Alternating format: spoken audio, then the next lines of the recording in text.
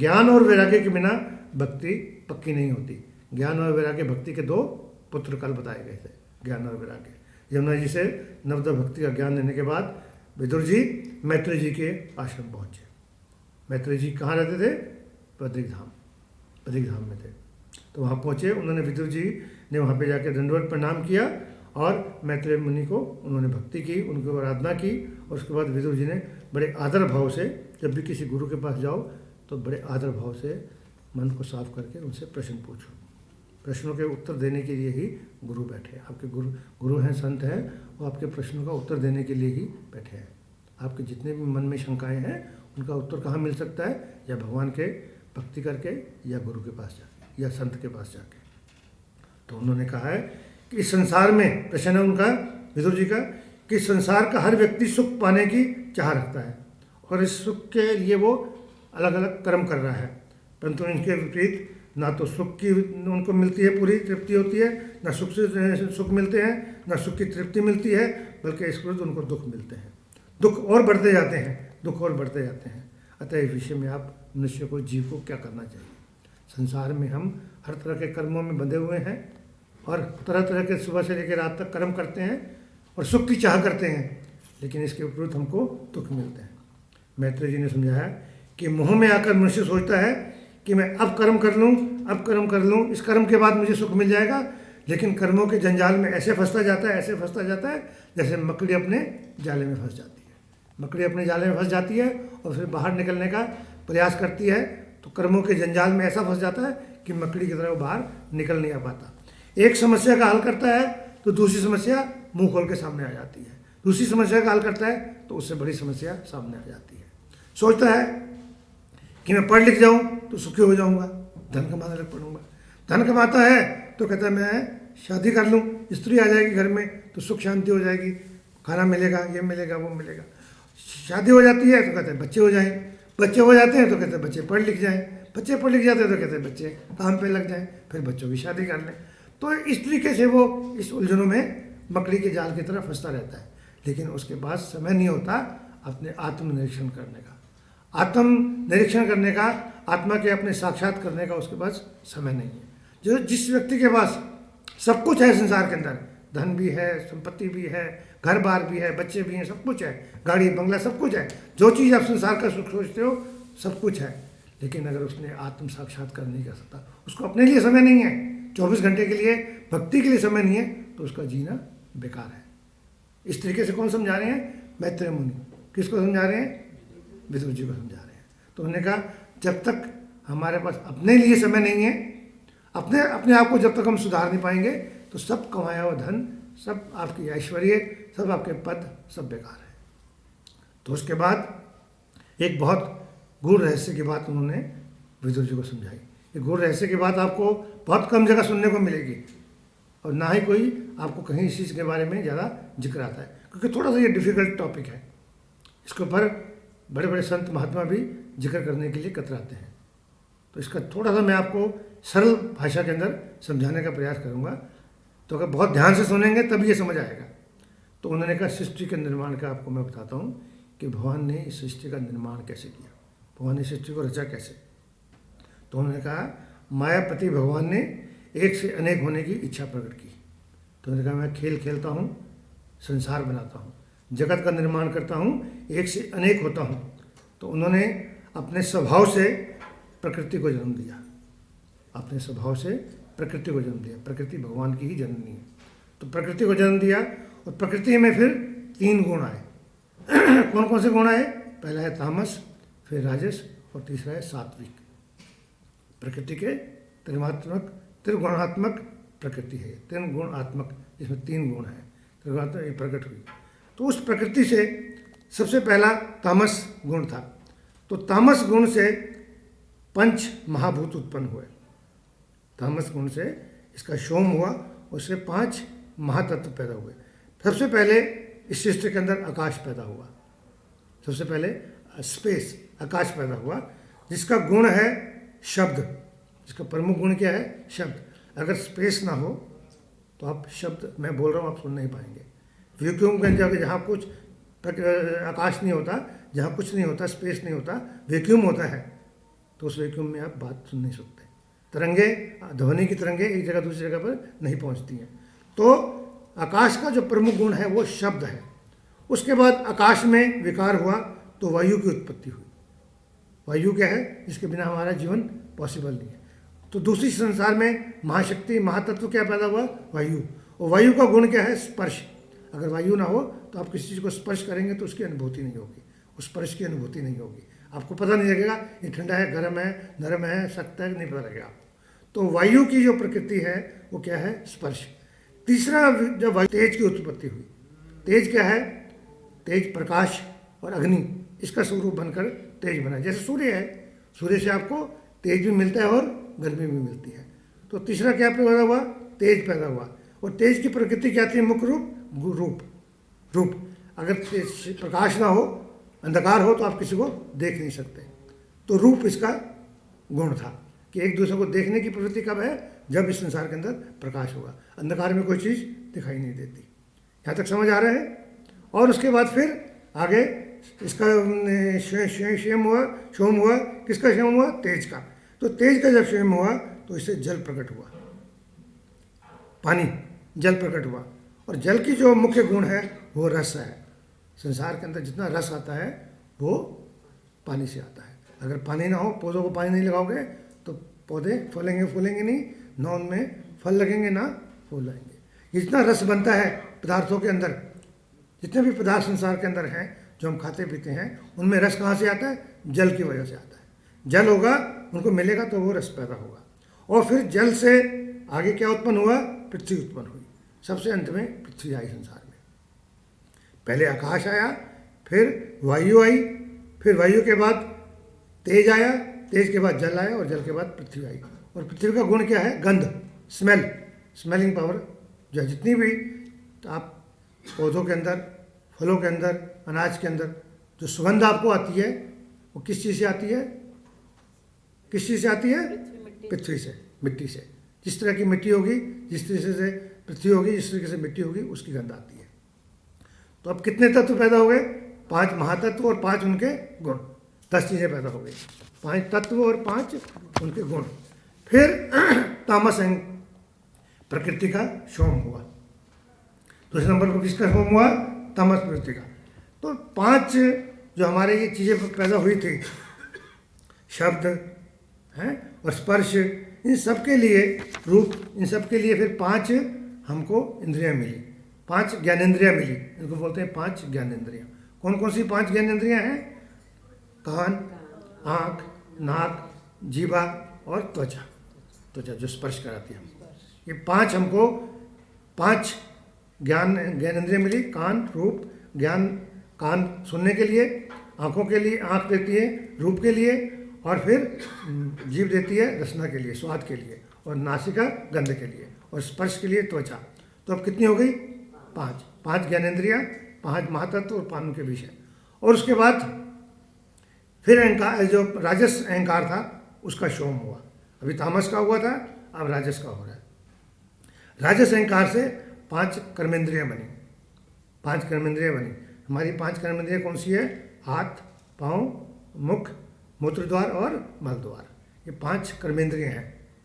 इस 5 कर्मेंद्रियों से हम कर्म करते हैं संसार के अंदर। इन 5 चीज़ों से हम संसार के अंदर कर्म बंधन में फंसते हैं। तो 5 कर्मेंद्रियाँ हमारी हाथ, पाँव, मुख, मूत्र द्वार और मल द्वार। तो इस तरीके से 20 हो गए। 10, 5 और 5, 20 हो गए। तो ये 20 चीज़ें संसार के अंदर प्रकट हुई। फिर भगवान ने जीवों के अंदर मन, बुद्धि और अहंकार, ये 3 तत्व डाले। कौन कौन से? मन, बुद्धि और अहंकार। इसको हम कहते हैं अंतःकरण। जीव का अंतःकरण होता है ना, हमारे अंदर जो विराजमान है उसको बोलते हैं अंतःकरण। तो अंतःकरण जो हमारा है, जिसमें मन, बुद्धि और अहंकार है, अंतःकरण जब संकल्प विकल्प करता है, इच्छाएं प्रकट करता है, तो वो मन बन जाता है। क्या बनता है? मन बन जाता है। जब हमारा अंतःकरण संकल्प करता है, संकल्प विकल्प करता है या इच्छाएं प्रकट करता है, तो मन बनता है। जब ये कोई निर्णय करता है कि अच्छा है, ये बुरा मार्ग है, इस मूल मार्ग में मत चला जाओ, इनका संग करो, इनका संग मत करो, जब निर्णय करता है तो ये बुद्धि कहलाती है। और जब बुद्धि के बाद क्या आया? अहंकार। जब हम अपने आप में ऊपर गर्व करने लग पड़ते हैं, हमें अभिमान आ जाता है कि हम बहुत बुद्धिमान हो गए हैं। जब बहुत बुद्धिमान हो गए, हमें अभिमान आ जाता है, तो फिर अहंकार की उत्पत्ति होती है। तो 3 चीज़ें, अहंकार को पीछे भी जिक्र आया था कि भगवान के मिलन के लिए अहंकार सबसे बड़ी बाधा है, और जिसने अहंकार किया उसका सिर नीचे है, चाहे वो रावण था, चाहे वो कंस था। तो अब कितनी चीज़ें बन गई? 23 चीज़ों का एक समूह बन गया, जिसमें 20 तो जैसे कंप्यूटर होता है, इसका हार्डवेयर है, और 30 उसका सॉफ्टवेयर है। मन, बुद्धि और अहंकार अंतःकरण है, सॉफ्टवेयर है। अब कंप्यूटर तैयार हो गया, 20 चीज़ों का हार्डवेयर और 3 चीज़ों का सॉफ्टवेयर। अब 23 चीज़ों का समूह बन गया, लेकिन अभी भी जीव ने काम करना शुरू नहीं किया। उससे कुछ काम नहीं हो रहा था। क्यों काम नहीं हो रहा था? कंप्यूटर मान लो बना दिया आपने, सब चीज़ ले आए, लैपटॉप ले आए, सब कुछ ले आए, एवरीथिंग इज देयर, लेकिन अगर बिजली नहीं होगी तो चलेगा कैसे? तो बिना बिजली के तो कोई चीज़ चलेगी नहीं। तो बिजली चौथा क्या है? उन्होंने इस 23 चीज़ों के अंदर प्राण डाल दी, चेतना डाली। जब चेतना डाली, प्राण डाली, तो 24 तत्व पूरे हो गए और विराट पुरुष प्रकट हुआ। और विराट पुरुष ने काम करना शुरू कर दिया। ऐसे काम करना शुरू कर दिया जैसे कोई सुबह नींद से उठता है और फिर काम करना शुरू कर देता है। तो 24 तत्वों का समूह बन के जीव प्रकट हुआ, और इस 24 तत्वों का ही संसार है। संसार में, पूरे जगत के अंदर इस 24 तत्वों के अलावा और कुछ नहीं है। तो भगवान का बताते हैं कि भगवान ने इस संसार की, जगत की, कैसे भगवान ने संसार को रचा, कैसे भगवान ने संसार को बनाया, उपकरण को कैसे बनाया, कैसे जीव की रचना की और कैसे संसार को बनाया। फिर भगवान जो शिरोदक्षाई भगवान हैं, विष्णु हैं, उनके नाभि कमल में से, उनके नाभि में से एक कमल संसार के अंदर आया, और उस कमल के ऊपर ब्रह्मा जी की उत्पत्ति हुई। ब्रह्मा जी को उन्होंने प्रकट किया। अब ब्रह्मा जी आ गए हैं। संसार में 24 तत्व हैं, और भगवान ने ब्रह्मा जी को कहा कि तुम संसार की रचना करो, संसार की वृद्धि करो, आगे बनाओ। मैंने 24 तत्व बना दिए हैं और आपको भी बना दिया है, आप आगे भगवान संसार को चलाओ। तो वो देखते हैं, कमल पर बैठे हुए हैं, चारों तरफ उनको जल ही जल दिख रहा है, कुछ सुनाई नहीं देता, कुछ दिखाई नहीं पड़ता इसके अलावा। और भगवान के जो नाभि कमल है, नाभि के अंदर वो ऊपर नीचे हो रहे हैं, लेकिन उनको कुछ समझ नहीं आ रहा क्या करें। ब्रह्मा जी किम कर्तव्य विमूढ़ है, उनको नहीं पता लग रहा क्या करना है, क्या नहीं करना है। हवा चल रही थी समुद्र के अंदर, क्षीर सागर के अंदर, और उनको उस हवा की आवाज़ से ता और पा की आवाज़ सुनाई दी, ता पा ऐसे। तो उन्होंने कहा कि भगवान का शायद आसान, ये मुझे एक आदेश है कि मैं तप करूं। तो उन्होंने हज़ारों वर्ष तक भगवान का तप किया, तपस्या की। उसके तप से खुश होकर नारायण भगवान, विष्णु भगवान प्रकट हुए, और उन्होंने कहा, नारायण भगवान ने कहा कि मैं इसलिए आया हूँ कि आपको कहूँ कि आप संसार की आगे बढ़ाओ। संसार की सृष्टि मैंने बना दी है, 24 तत्व बना दिए, अब संसार को आप आगे बढ़ाओ। तो उसने कहा ठीक है, मैं संसार का विस्तार कर देता हूँ, लेकिन विस्तार करूँगा, जब आपकी कोई चीज़ बनाते हो तो आप में उसकी आसक्ति होती है कि मेरी चीज़ है, मेरा हो जाता है, आसक्ति हो जाती है, या अभिमान हो जाता है कि मेरे को मैंने इतनी चीज़ बनाई है। तो मुझे संसार में आसक्ति ना हो, मुझे अभिमान ना हो, मुझे आप कुछ शिक्षा दो, कुछ उपदेश दो। तो भगवान ने उसको क्या दिया? चतुर्श्लोकी भागवत सुनाई, ताकि उनको ज्ञान प्रकट हो, उनको ज्ञान मिले, उपदेश मिले। तो चतुर्श्लोकी भागवत का बाद में व्यास जी ने विस्तार किया और 18,000 श्लोक बनाए थे। तो चतुर्श्लोकी भागवत सबसे कठिन भागवत का अंग है। इसको पूरी श्रद्धा और ध्यान से सुनोगे तो चतुर्श्लोकी आपको समझ 1 मिनट में आ जाएंगे, नहीं तो सारी उम्र नहीं समझ आ सकते। तो उसका पहला श्लोक है, उसका मैं सरल आपको अनुवाद करके बताता हूँ, क्योंकि संस्कृत में बोलेंगे तो किसी को कुछ समझ नहीं आएगा। तो कहा, पहला श्लोक में कहा गया है कि सृष्टि जब शुरू हुई, उसके पूर्व में, सृष्टि के बनाने से पूर्व में केवल मैं था, मेरे अलावा और कुछ नहीं था। इस संसार में 4 चीज़ें होती हैं, जड़, चेतन, जंगम और स्थावर। जड़, चेतन, जंगम और स्थावर, कुछ भी नहीं थे संसार के अंदर। जब मैं संसार के अंदर था, अकेला था, ना सूक्ष्म था, ना ज्ञान था, ना ज्ञान था, कुछ भी नहीं था। जब कुछ ना रहेगा और जिसको काल भी नहीं मिटा सकता वो मैं हूँ, सिर्फ मैं ही मैं हूँ। काल भी मेरे अधीन है, भगवान कहते हैं। जब संसार के अंदर कुछ नहीं रहेगा और सिर्फ काल रहेगा, समय रहेगा, वो समय भी मेरे अधीन है। काल भी मैं ही हूँ, जो काल सबको मिटा देता है। काल मेरा ही स्वरूप है, लेकिन काल मेरे को समाप्त नहीं कर सकता, क्योंकि काल मेरे अधीन है। मैं ही काल हूँ, और मेरे मन से मैं सबके मन का साक्षी हूँ। जितने हम लोग कर्म करते हैं, दिन में क्रिया कर्म करते हैं, उसका साक्षी मैं हूँ। मुझसे कुछ छुपा हुआ नहीं है।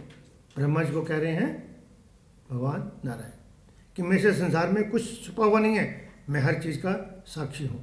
सृष्टि के आदि में मैं था, मध्य में मैं हूँ और अंत में भी मैं रहूँगा। सृष्टि के स्टार्ट में मैं था, मिडल में भी मैं हूँ और एंड में भी मैं हूँ। मैं अनादि हूँ, अनंत हूँ, ना मेरा अंत होता है, ना मेरा कोई पता कर सकता है कि मेरे से पूर्व क्या था। इस सृष्टि में जो कुछ प्रतीत हो रहा है वो सब कुछ मैं हूँ। शरीर की चलने वाली आत्मा मेरा ही स्वरूप है। मेरा ना जन्म होता है ना मृत्यु होती है। कौन बता रहा है ये? भगवान नारायण बता रहे हैं ब्रह्मा जी को, चतुर्श्लोकी भागवत के पहले श्लोक के अंदर। दूसरे श्लोक में कहते हैं कि अब माया को समझो। लोग कहते हैं माया माया है, माया है संसार के अंदर। ये माया क्या है? माया को समझने का एक बड़ा छोटा उन्होंने कहा है कि जो वास्तविकता को छुपाए, रियलिटी को छुपाए, और जो वास्तविक नहीं है उसको दिखाए, उसको माया समझो। जो संसार के अंदर रियल है उसको कहे कि अनरियल है ये, और जो अनरियल है उसको समझो आप रियल है। जो वास्तविकता को छुपाए और जो वास्तविक नहीं है उसको दिखाए, तो उसको वास्तविकता मानो। हकीकत में केवल मैं हूँ। संसार जगत एक सपना है, लेकिन संसार हकीकत लगता है और भगवान सपनों समान लगते हैं। भगवान देखते नहीं है। संसार क्या लगता है? हकीकत लगती है। ये माया है भगवान की। संसार हकीकत लग रहा है और भगवान खुद माया स्वरूप लगते हैं, सपना लगते हैं। उन्होंने कहा जैसे आप सिनेमा देखने जाते हैं, तो कोरा पर्दा आगे लगा होता है और कोरे पर्दे पर पीछे से प्रोजेक्टर से प्रकाश आता है और चलचित्र चलता है, सिनेमा चलता है। उसमें भिन्न भिन्न पात्र आते हैं, कोई मरता है, कोई रोता है। कहीं आप सीन में देखोगे आग लग गई है, कभी बाढ़ आ रही है, सब कुछ दिख रहा है। आप जब बैठे हैं आपको लगता है कि सचमुच है। लोग रोने लग पड़ते हैं, हंसते हैं बड़ी जोर जोर की, क्योंकि उसको मानते हैं सच है। और जब पिक्चर ख़त्म होती है उसके बाद पर्दे को देखो तो वो कोरे का कोरा है, उसमें कुछ नहीं हो रहा। न पर्दे को आग लगी है, न पर्दे पे पानी गिरा है, न हम कोई मरा है, न कोई जिया है। तो जो चीज़ आपको रियल दिख रही थी वो अनरियल थी, और जो अनरियल थी वो रियल है। चित्त के पर्दे पर भी जो कुछ दिखाई देता है मनोचित्त के अंदर, वो आपको वास्तविकता लगती है। लेकिन वो चित्त के पर्दे पर चलता है, दिखाई पड़ता है वो संसार है, वो मिथ्या है, वास्तविकता वो नहीं है। झूठी दुनिया, झूठे बंधन, झूठी है ये माया। झूठा सांस का आना जाना, झूठी है ये काया। यहाँ सांचो तेरा नाम रहा। सिर्फ सांचा भगवान का नाम है। बनवारी तेरा नाम सिर्फ सांचा है, बाकी सब दुनिया झूठी है। झूठे दुनिया के बंधन सब झूठे हैं। सांस का आना जाना भी झूठा है, सिर्फ झूठा। ये काया भी झूठी है, तेरा नाम झूठा। ये भागवतम के दूसरे श्लोक में भगवान ने समझाया। मेरे ख्याल में सरल भाषा में समझाया गया है। अगर इसको आप संस्कृत में पढ़ोगे या उसका अनुवाद समझोगे तो बड़ा डिफिकल्ट है उसको समझना। तीसरे श्लोक के अंदर कहा गया भगवान ने कि संसार के अंदर मैं सभी के अंदर हूँ। हम कहते हैं ना परमात्मा रूप में भगवान हमारे अंदर विराजमान है। सबके अंदर होते हुए भी मैं अप्रविष्ट हूँ। मैं प्रविष्ट नहीं करता कि इसके अंदर समाता नहीं हूँ। और सारा संसार मेरे अंदर समाया हुआ है, लेकिन फिर भी समाया नहीं हुआ, क्योंकि जगत चल रहा है। अगर सारा संसार मेरे अंदर होता तो चलता, आपको दिखाई कैसे देता? तो मेरे अंदर होते हुए भी संसार आपके सामने है, और सबके अंदर मैं होते हुए भी मैं अंदर नहीं हूँ, क्योंकि मैं अपने धाम में बैठा हूँ। अगर मैं सबके अंदर होता तो फिर धाम में कौन होता? तो मैं सबके अंदर प्रविष्ट होते हुए भी अप्रविष्ट हूँ, और सब मेरे अंदर प्रविष्ट होते हुए भी अप्रविष्ट है। जैसे सोने का बना हुआ नेकलेस है, तो नेकलेस में तो सोना है, नेकलेस में सोना है ना, क्योंकि सोने का बना हुआ है। लेकिन अब सोने में कहो नेकलेस है, तो सोने में तो नेकलेस नहीं है जब तक सोने का नेकलेस बनाया नहीं जाएगा। तो इस तरीके से भगवान अपने आप को संसार में प्रकट करते हैं। परमात्मा नित्य है, संसार नित्य नहीं है, जीव नित्य नहीं है। सिर्फ परमात्मा नित्य है और संसार नित्य नहीं है और जीव भी नित्य नहीं है। ये तीसरे श्लोक का भावार्थ था। मैं अर्थ नहीं कर रहा हूँ, इसका भावार्थ समझा रहा हूँ। और चौथा और आखिरी श्लोक जो इसका है उसमें ब्रह्मा जी को समझाते हैं कि संसार के अंदर तीन चीज़ें हैं, तीन चीज़ें हैं, एक कारण है, एक कार्य है, एक कारण है, एक कार्य है और एक उपदान कारण है। उपदान कारण, इसको समझो। कैसे समझोगे? जैसे कुम्हार मिट्टी के बर्तन बनाता है, तो कुम्हार बनाने वाला वो कारण है, उसने बनाया, कारण है। वो जो घड़ा बना या कोई भी उसने चिलम बनाई, जो भी चीज़ बनाया वो क्या है? कार्य है, उसने कार्य किया, घड़ा बना। और जो मिट्टी है जिससे बना वो उपदान कारण है, उपदान कारण है। तीन चीज़ें हुई, कारण, कार्य और उपदान कारण। जैसे कहते हैं कि माता पिता के संयोग से हम पैदा हुए, तो माता पिता क्या है? कारण है। हम बने, कार्य है। और हमारा शरीर किससे बना है? 5 महाभूत से बना हुआ है, 24 तत्वों से बना हुआ है, तो ये क्या है? उपदान कारण है। तीन चीज़ें हो गई। भगवान ने संसार बनाया, भगवान ने संसार बनाया, तो भगवान क्या है? कारण है। जगत बना, ये कार्य है। और जगत में 24 तत्व हैं, ये उपदान कारण है। तो कहने के जब जगत बना था, ना तो कारण था, ना कार्य था, ना उपदान कारण था। ये तीनों चीज़ें कौन था? मैं ही था। मुझे ही कारण मानो, मुझे ही आप कार्य मानो और मुझे ही उपदान कारण मानो। मैं ही जगत में, मैं खुद ही जगत बना, मैं खुद ही जगत था और मैंने खुद ही जगत को रचा।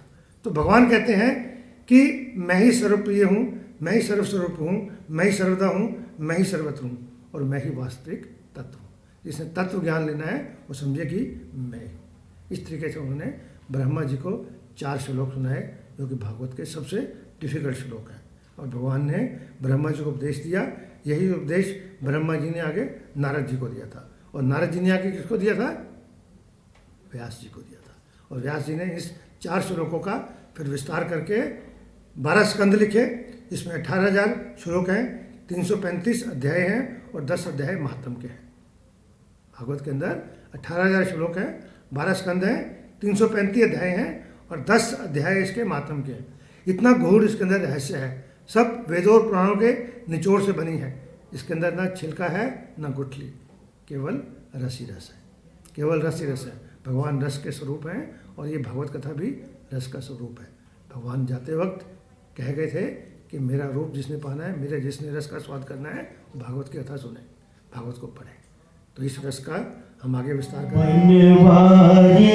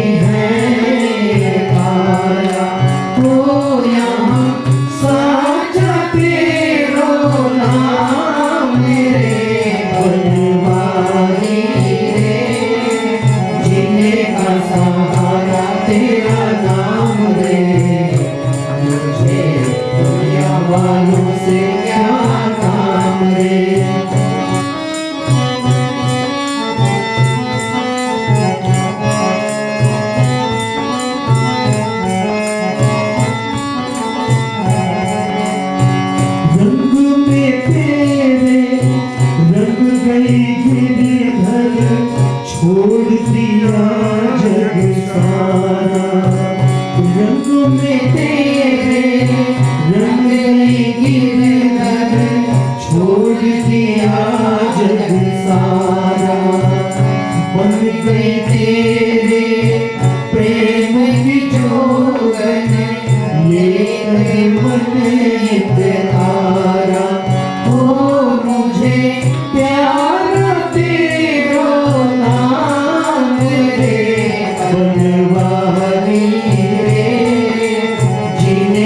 सहारा तेरा नाम रे, मुझे दुनिया वालों से क्या काम रे।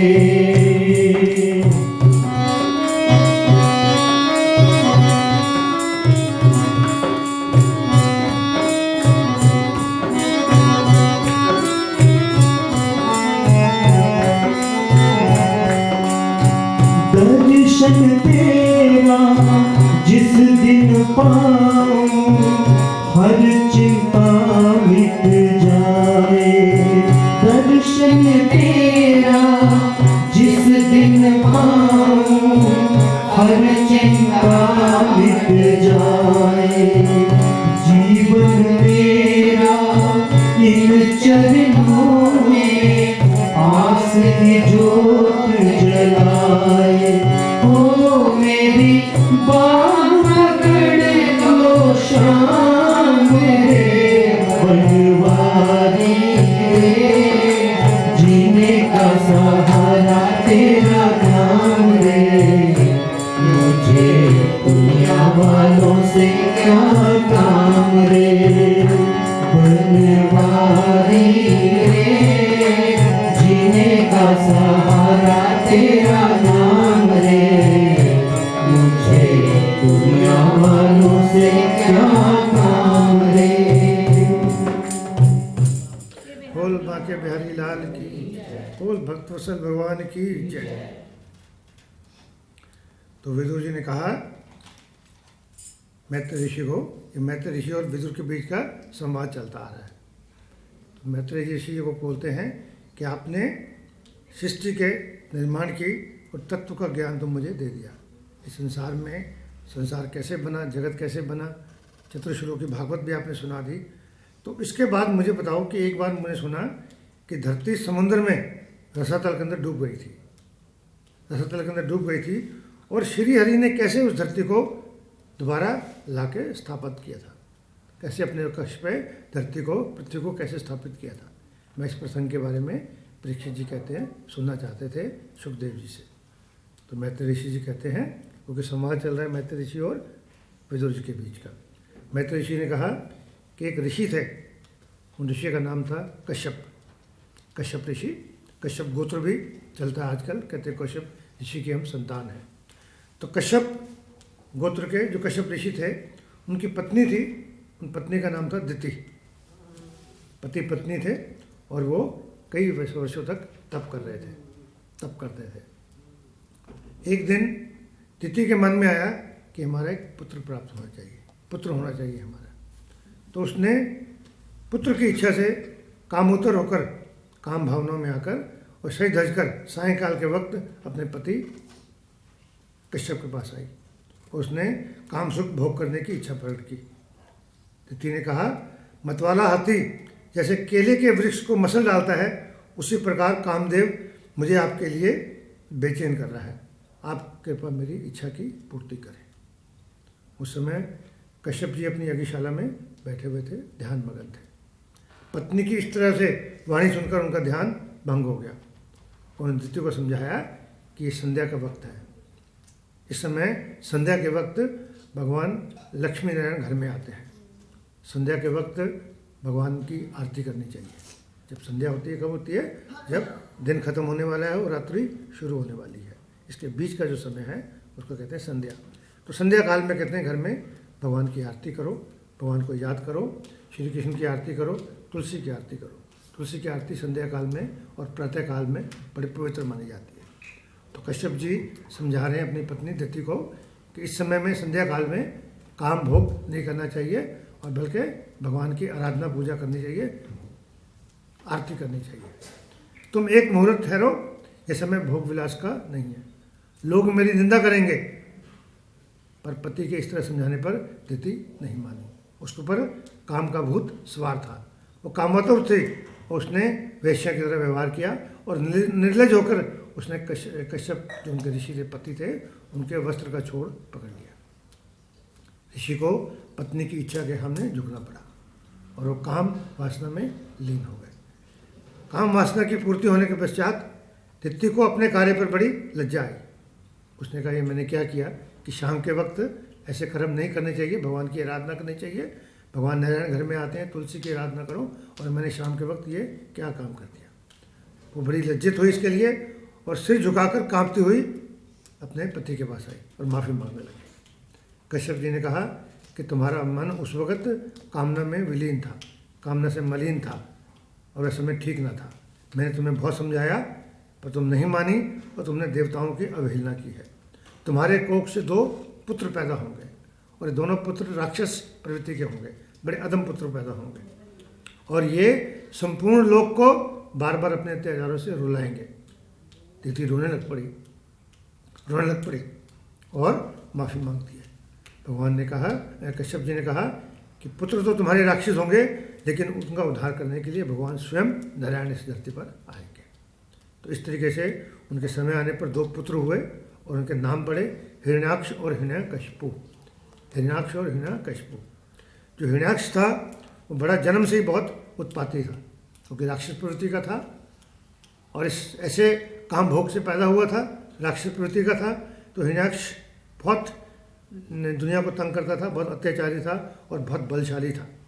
वो प्रतिदिन उसको लड़ने के लिए कोई ना कोई चाहिए होता था, ताकि वो अपना वीरता दिखा सके, अपना जौहर दिखा सके। सारी धरती पर वो अवसर ढूंढता रहता था कि कोई ना कोई उसको मिले जिससे वो लड़ाई झगड़ा करे और उसको अपने जौहर दिखा के उसको हरा सके। जब धरती पर उसके मुकाबले का कोई वीर नहीं बचा तो वो स्वर्ग में चला गया। स्वर्ग में चला गया तो देवताओं को पता लगा, तो देवता लोग सब भागकर छुप गए। देवता लोग भी घबरा गए कि हमको भी ये मार देगा। जब स्वर्ग में भी कोई उनका मुकाबला करने वाला नहीं बचा तो धरती पर आ गया। उसने धरती को पकड़ के समुद्र के नीचे ले गया।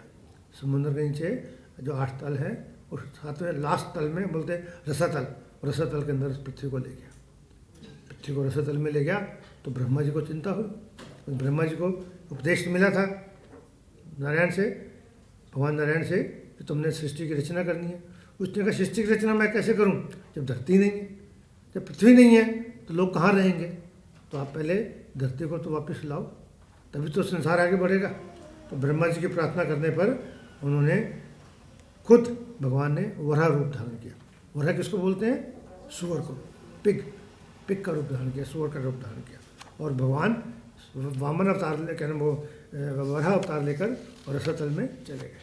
रसातल में गया तो उन्होंने देखा कि हिरण्याक्ष पृथ्वी को अपने पास रखे हुए हैं, अपने पास रखे हुए। तो उन्होंने सूंघ कर उसका पता किया। पृथ्वी का गुण अभी क्या बताया था? सुगंध। तो उनको पृथ्वी की, मिट्टी की सुगंध आई और सुगंध का पता लगा कि पृथ्वी कहाँ पर है। उन्होंने उसको समुद्र के अंदर जाके खोज लिया और धरती को खोजने के बाद उनके बड़े बड़े दाढ़े थी, उसके दाढ़ों के ऊपर जो उसके होते हैं, सिंग टाइप के होते हैं, पिक के, उसके ऊपर उन्होंने धरती को धारण कर लिया और धरती को धारण करके उसको वापस लाने लगे। जब वापस लाने लगे तो हिरण्याक्ष ने उनका पीछा किया और लगातार उनके ऊपर अपने गदा से वार करते रहे। भगवान को कई जगह चोट लगी, लेकिन भगवान ने अपना धैर्य नहीं छोड़ा और उन्होंने कहा मैं अपने लक्ष्य को पूरा करूँगा। जब तक आपका लक्ष्य पूरा नहीं हुआ, धरती पर स्थापित नहीं करूँगा, मैं इसकी किसी बात का जवाब दूँगा। अगर मैं दूंगा, मैं भी गदा चलाऊँगा तो हो सकता है धरती पर दोबारा गिर के समुद्र में चली जाए। तो पहले अपने लक्ष्य की ओर एक लक्ष्य होके ध्यान रखो कि मेरा लक्ष्य जीवन का क्या है, तभी उस लक्ष्य को प्राप्त कर सकते हैं। भगवान ने ये सिखाया।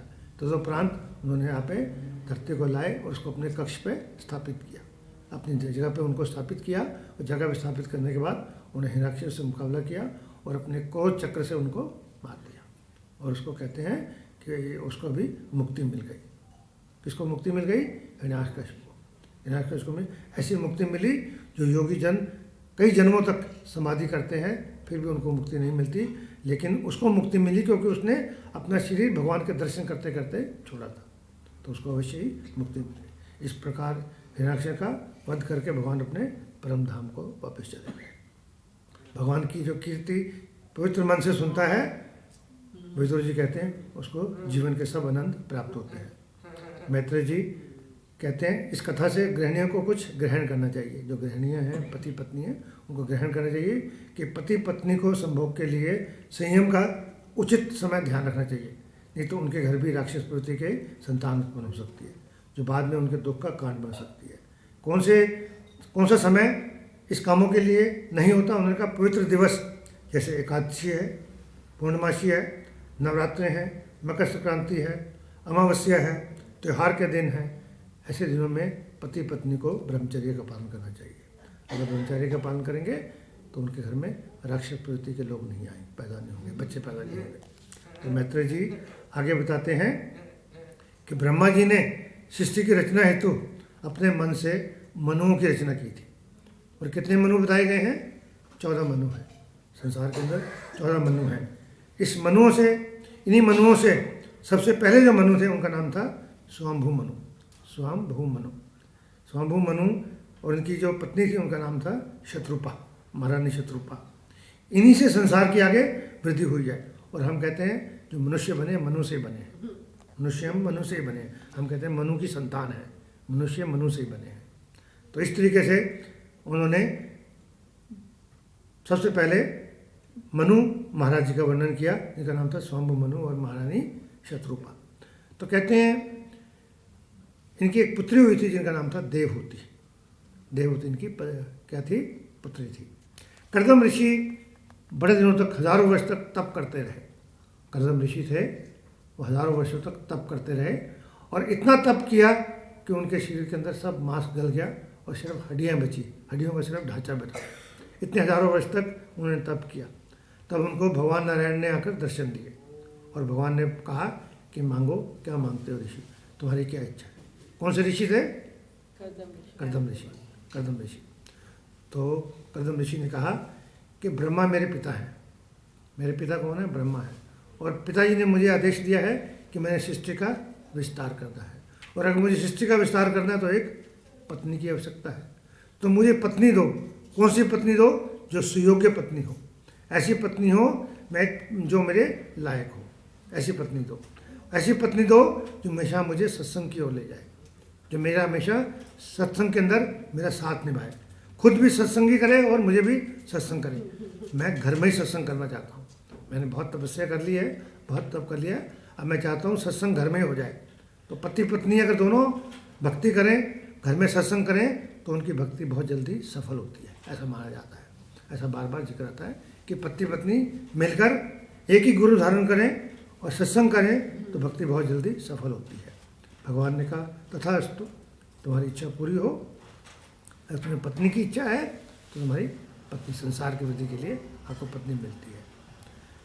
कुछ समय के पश्चात उन्होंने 2 दिन के पश्चात स्वाम्भु मनु तुम्हारे पास आएंगे और अपनी पुत्री देवहूति देंगे। स्वाम्भु मनु जो पहले मनु थे जिनकी पुत्री थी देवहूति, उन्होंने कहा 2 दिन के बाद भगवान नारायण ने कहा कर्दम ऋषि को कि तुम्हारे घर आएंगे और अपनी पुत्री देवहूति आपको पत्नी रूप में देंगे।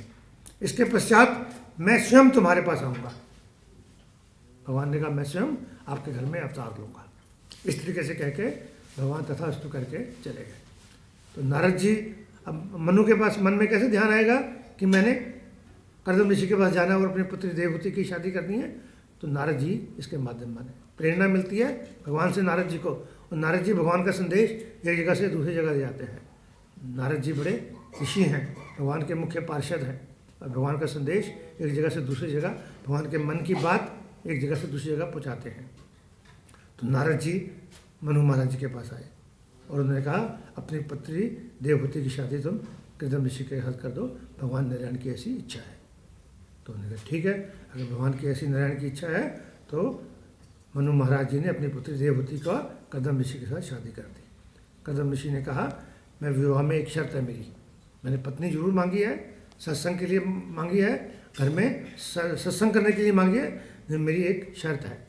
क्या शर्त है? कि जब तक एक पुत्र नहीं होता मैं तुम्हारे साथ लौकिक संबंध रखूंगा, उसके बाद मैं संन्यास लूँगा। सिर्फ एक पुत्र होने तक मेरा आपका पति पत्नी का रिश्ता रहेगा, उसके बाद मैं घर संसार छोड़ दूंगा और वनवास ले लूँगा, अपना सत्संग करूँगा, वनों में चला जाऊँगा, तपस्या करूँगा। एक दिन कर्दम ऋषि इस तरीके से उनकी शादी हो गई और 12 वर्ष तक दोनों एक कुटिया में रहे, कर्दम ऋषि और देवहूति। 12 वर्ष हो गए, गुजर गए, और एक ही कुटिया में रहे और प्रभु का भजन करते, सत्संग करते और संयमी जीवन जीते। उनका सांसारिक संबंध नहीं स्थापित हुआ। 12 वर्ष निकल गए। एक दिन कर्दम ऋषि ने पूछा कि देवी तुम कौन हो और यहाँ क्यों हो और क्या कर रही हो। वो अपनी पत्नी को भी 12 वर्ष के अंदर भूल गया, क्योंकि वो हमेशा भगवान में मगन रहते थे, तपस्या करते थे, सत्संग करते थे। तो उसने पूछा देवी तुम कौन हो। तो कहते हैं आपको याद पड़ता है कभी हमारी शादी हुई थी, मैं आपकी पत्नी हूँ।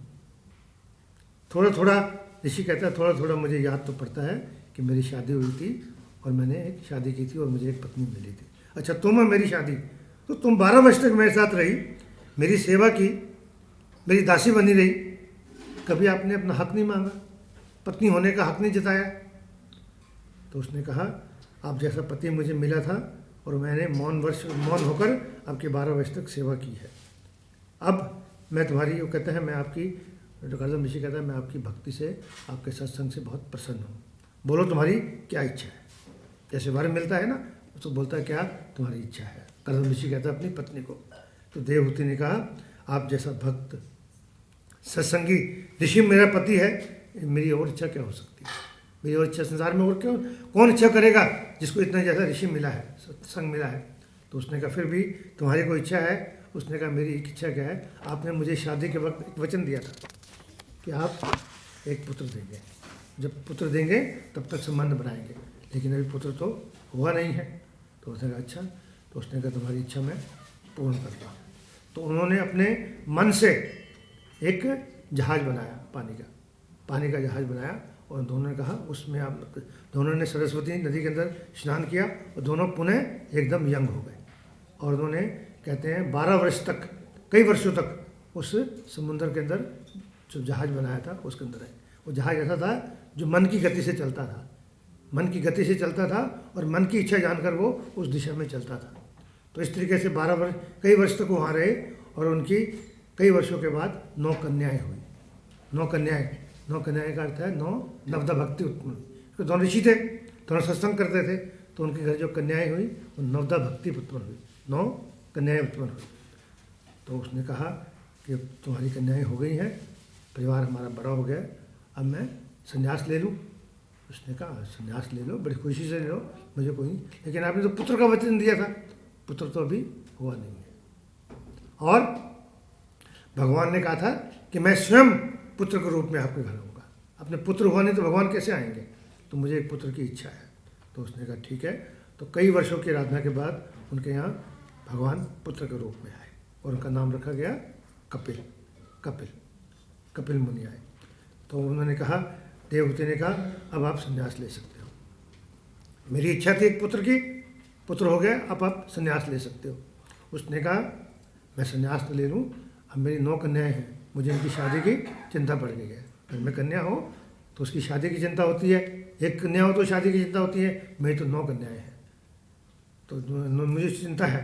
तो ब्रह्मा जी स्वयं उनके घर आए और कहते तुम चिंता क्यों करते हो, तुम चिंता के बजाय चिंतन करो, समाधि करो, तुम्हारे घर भगवान पधारे हैं। तो आप, ब्रह्मा जी ने कहा मैं आपकी 9 कन्याओं की शादी करूँगा, आप चिंता मत करो। तो ब्रह्मा जी एक दिन आए और अपने साथ 9 ऋषि लेके आए और 9 ऋषियों के साथ इनकी 9 कन्याओं की शादी करवाई। उन ऋषि कौन थे, जैसे अनसुईया उनकी एक पुत्री थी, अनसुईया को अत्रि, श्रद्धा एक पुत्री थी उसको अंगारिका, क्रिया एक पुत्री थी उसको कृत, कला को मदीची, गति को पुलह और शांति को अर्थवा। इस तरह से उन्होंने 9 कन्याओं की शादी की। अलग ऋषियों के नाम हैं, ये जितने भी नाम हैं इसके अंदर, अत्रि ऋषि है, श्रद्धा ऋषि है, कृत ऋषि है, बदीची है, ये सब गति है, ये सब ऋषियों के नाम हैं। तत्पश्चात कर्दम ऋषि ने संन्यास ग्रहण कर लिया। संन्यास ग्रहण कर लिया तो इस तरीके से वो 9 पुत्रियाँ अपने घर चली गई और माता देवहूति और उसका पुत्र कपिल उस कुटिया में रहने लग पड़े। कई वर्ष निकल गए। एक दिन उसने कहा कि मेरे पति, कौन थे पति उनके, कर्दम ऋषि, मेरे पति ने कहा था कि आपके घर तो भगवान आएंगे, तो मेरे पुत्र रूप में आएंगे, तो मैं पुत्र को भगवान मानकर आज उनसे कुछ उपदेश ले लूँ, कुछ ज्ञान ले लूँ। तो उन्होंने कहा, देवहूति ने कपिल से अनुमति मांगी और उनके शरणागत होकर, शरण में आकर और आदरपूर्वक उसको गुरु मानकर उनसे प्रश्न पूछा। उन्होंने कहा मैं आपसे कुछ उपदेश लेना चाहती हूँ। तो कपिल महाराज जी का जो उपदेश है ये भी भागवत का एक बहुत प्रसिद्ध अंग है। तो उन्होंने कहा क्या कहती हैं देवहूति अपने पुत्र से, कपिल महाराज जी से, कपिल मुनि से, कि इन दुष्ट इंद्रियों के विषय लालसा की पूर्ति करते करते मेरा जीवन समाप्त हो गया। मेरी जो इंद्रियां हैं, इंद्रियों की तृप्ति करते करते मेरा जीवन खत्म होता जा रहा है। लेकिन ये तृप्ति है कि पूरी नहीं होती, इच्छाएं हैं कि पूरी नहीं होती। एक इच्छा समाप्त होती है तो दूसरी इच्छा जागृत हो जाती है। हजारों ख्वाहिशें हैं, हर ख्वाहिश पे दम निकले, बहुत निकले मेरे अरमा फिर भी कम निकले। इतनी ख्वाहिशें हैं कि हर ख्वाहिश में हमारा दम निकलता है कि ये ख्वाहिश मेरी पूरी होनी चाहिए, ये मेरी इच्छा होनी चाहिए। हजारों ख्वाहिशें ऐसी कि हर ख्वाहिश पे दम निकले, बहुत निकले मेरे अरमा फिर भी कम निकले। तो उन्होंने कहा ये मेरी इच्छाएं, ये समाप्ति नहीं होने को आती, और संसार का चक्र इतना है कि मैं इसमें फंसती जा रही हूँ, इन वास्तव में फंसती जाती हूँ। बताओ ये इच्छाएं किस तरीके से समाप्त होंगी? ये मन मैं और मेरा के चक्र से बाहर ही नहीं हो पाता। ये मैं हूँ, ये मेरा है, यही संसार के अंदर है। और क्या है? मैं हूँ और मेरा है। संसार जगत के अंदर हम यही तो करते हैं, ये मैं हूँ, ये मेरे बच्चे हैं, ये मेरी संपत्ति है, मेरा घर है, ये मेरा संसार है। मैं और मेरे के संसार से हम निकल नहीं पाते। तो भगवान कपिल ने कहा कि माता, आत्म साक्षात्कार, अपने आप को तलाशना, अपना अध्ययन करना कि मैंने क्या किया जीवन के अंदर, मैंने क्या जीवन के अंदर पाया है, मनुष्य के कल्याण का प्रमुख साधन है। जीवों के बंधन मोक्ष का कारण मन है। मन को एकाग्र होने पर जीव सुख पाता है या दुख पाता है, या उसको परम आनंद का स्वरूप प्राप्त होता है। तो सबसे इम्पोर्टेंट है, कपिल ने कहा कि मन को एकाग्र करो। जब तक मन को एकाग्र नहीं करोगे, संसार का कुछ चीज़ आपको नहीं होगा। तो मन को एकाग्र करने के लिए बड़े बड़े साधन बताए गए हैं, योग बताए गए हैं, साधनाएं बताई गई हैं, लेकिन मन एकाग्र नहीं होता। मन को एकाग्र करो, मन को एक निष्ठ करो, एकाग्र चित्त करो। चित्त को एकाग्र करना है, एक निष्ठ करो। सभी साधु, सभी संत योग से ये प्राप्त करने की कोशिश करते हैं। जब तक एक ध्येय नहीं होगा हमारा एक निष्ठ नहीं होगा, हमारा ध्येय पूरा नहीं हो सकता, हमारी साधना, जीवन की साधना समाप्त नहीं हो सकती। तो अपने इष्ट को भी एक करो, एक निष्ठ करो। आप भगवान को एक बनाओ कि मेरा ये भगवान है, उसको मैंने पाना है। ये नहीं मैं कह रहा कि भगवान कृष्ण को आप एक निष्ठ मानो। आप जिसको भी देवी देवता में, जिस भी भगवान में आपकी श्रद्धा है, उसके थ्रू ही आप अगली सीढ़ी चढ़ सकते हैं। आप किसी के भी थ्रू अगली सीढ़ी पर पहुंच सकते हैं, लेकिन अल्टीमेटली आप नर नारायण भगवान विष्णु या भगवान कृष्ण के पास पहुंचेंगे। ये अंतिम सीढ़ी का लक्ष्य है। तो इन सब साधनाओं का लक्ष्य एक ही है कि मन को एकाग्रचित करो। अगर आप सोचो कि मैं 2 घोड़ों पर बैठकर रेस जीत जाऊंगी, तो आप 2 मिनट में गिर जाओगे। 2 घोड़ों पर सवार होकर कोई रेस नहीं जीत सकता। 2 नावों में बैठकर कोई भवसागर पार नहीं कर सकता। एक पाँव इस नाव पे है, एक पाँव उस नाव पे, तो 2 मिनट में आप समुद्र में गिर जाओगे। तो अपनी भक्ति को एक निष्ठ करो। ये कपिल महाराज जी कह रहे हैं देवहूति को, अपनी माता को। संसार के विषयों में जब तक आसक्त रहोगे, मन आसक्त रहेगा तो बंधन का कारण बनेगा। और यही मन अगर भगवान के प्रति लग जाए, भगवान में अनुरक्त हो जाए, तो मोक्ष का कारण बनता है। यही मोक्ष करा देगा आपको मन एक ही है। विषयों में लगाओगे तो संसारी बनोगे, भगवान में लगाओगे तो अध्यात्म प्राप्त होगा। यही गीता में कहा गया है 6.6 श्लोक के अंदर। भगवान कहते हैं जिसने मन को जीत लिया उसके लिए मन सर्वश्रेष्ठ मित्र है, और जिसने मन का कहना माना, मन के कहने में आ गया, मन उसका सबसे बड़ा शत्रु है। क्योंकि मन बड़ा चंचल है, अस्थिर है, हठीला है, शरारती है और बड़ा बलवान है। इतने गुण बताए मन के कि मन बहुत चंचल है, मन बड़ा अस्थिर है, 1 मिनट में कुछ मांगता है, 1 मिनट में कुछ मांगता है, बड़ा हठीला है, जिद करता है कि मेरे को यही चाहिए, बहुत शरारती है और बड़ा बलवान है। इसको वश में करना बड़ा कठिन है।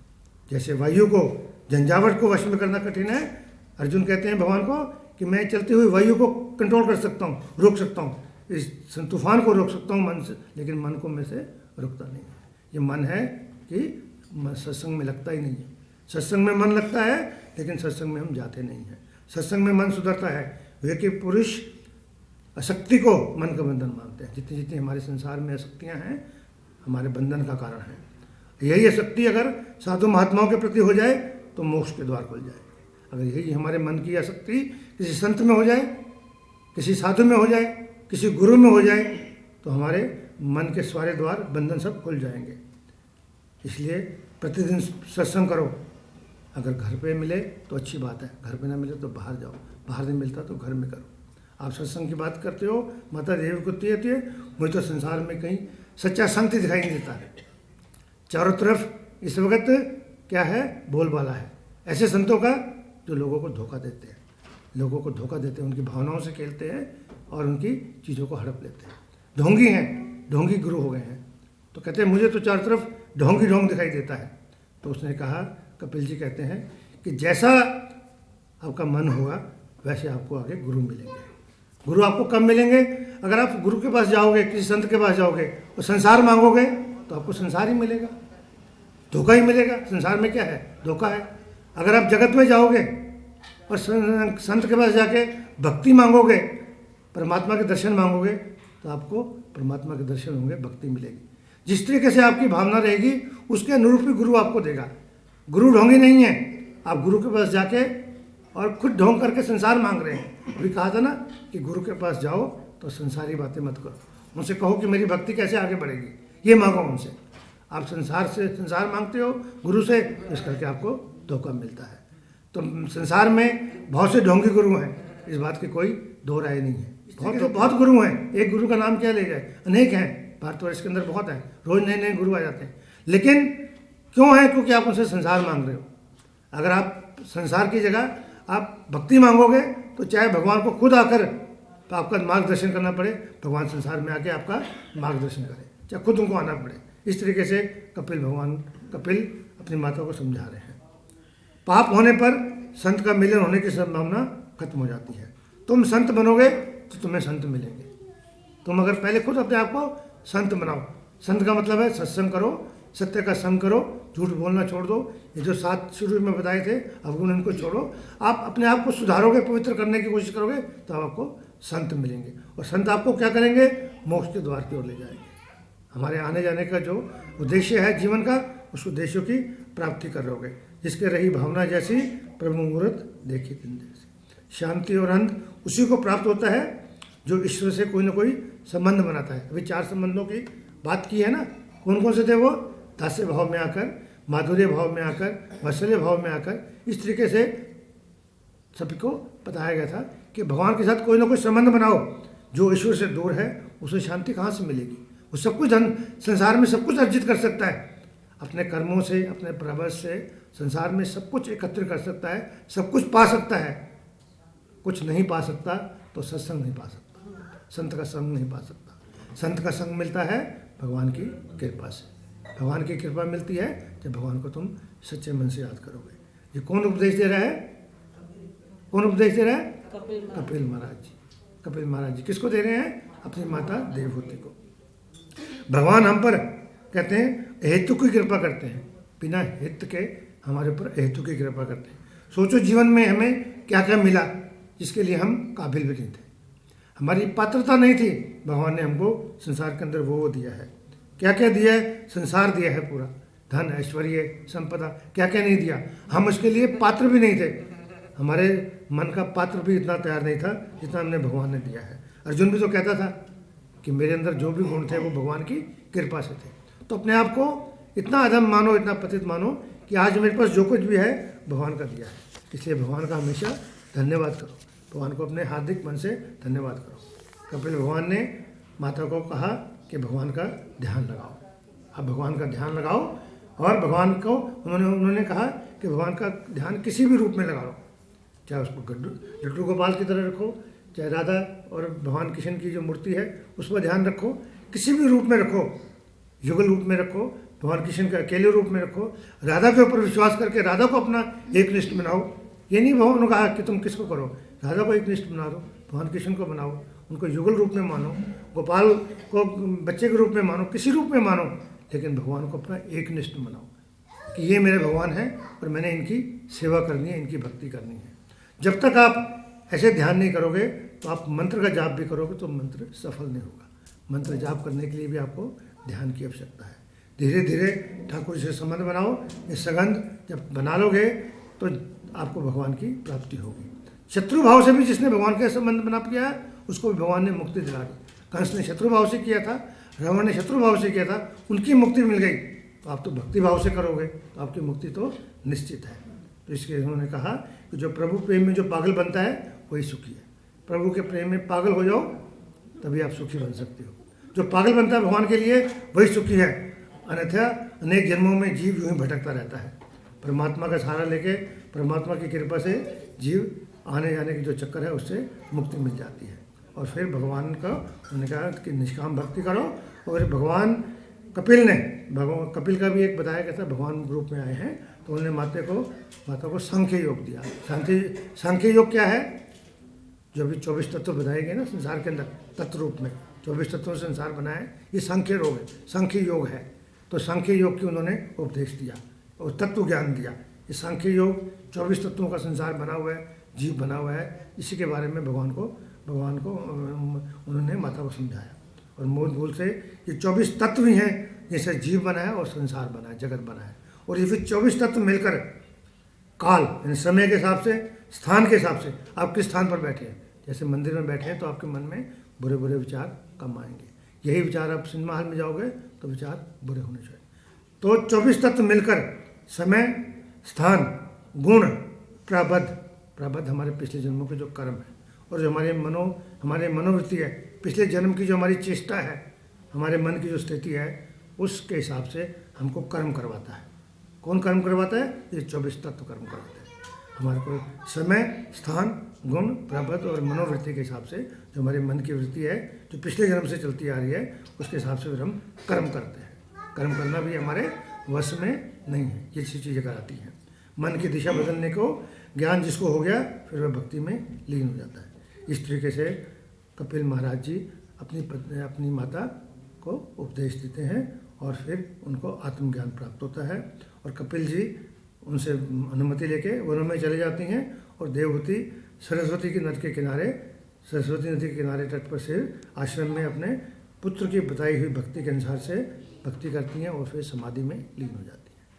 बोल कपिल महाराज की जय, बोल कपिल मुनि की जय। अब हम थोड़ा सा एक भजन करेंगे, मन धीरे करो।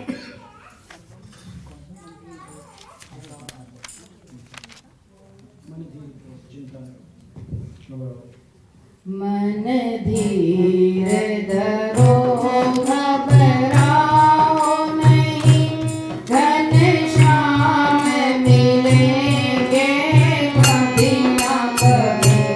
मन धीर धरो घबराओ नहीं, घनश्याम मिलेंगे कभी ना कभी।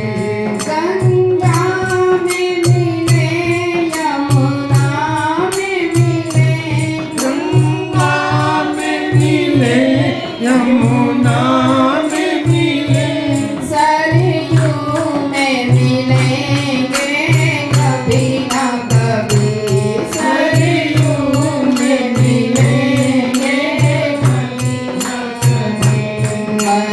धीर धरो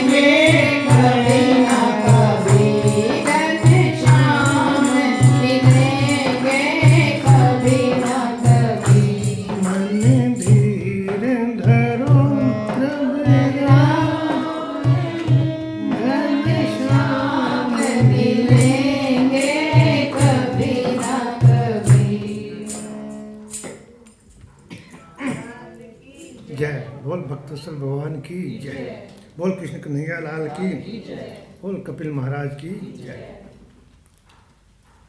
अब हम भागवत के चौथे स्कंद में प्रवेश करते हैं, चतुर्थ स्कंद के अंदर, जिसका नाम है आश्रम की उत्पत्ति। और ये संवाद चल रहा है किसके बीच में? उनका तो समाप्त हो गया, बेसिक चल रहा था ये विदुर जी और मैत्रेय जी के बीच। विदुर जी और मैत्रेय जी के बीच का ये संवाद है।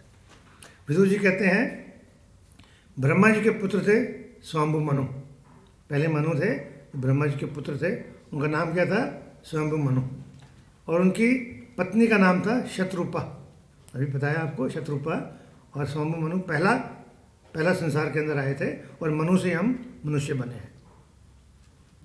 तो उनकी 3 कन्याएं और 2 पुत्र हुए थे। स्वयंभु मनु की 3 कन्याएं हुई थी और 2 पुत्र थे। कन्याएं थी अकुति, देवहूति और प्रसूति। 3 कन्याएं थी, अकुति, देवहूति और प्रसूति। और 2 पुत्र हुए थे, प्रियव्रत और उत्तानपाद। प्रियव्रत और उत्तानपाद। अभी हमने देवहूति के बारे में पढ़ा, जो एक कन्या थी। अब दूसरी और तीसरी कन्या के बारे में हम इस स्कंद के अंदर चर्चा करेंगे। दूसरी जो पुत्री थी उनका नाम था अकुति। ये यज्ञ पुत्र था, यज्ञ जो पुरुष हुए थे इनके पुत्र थे।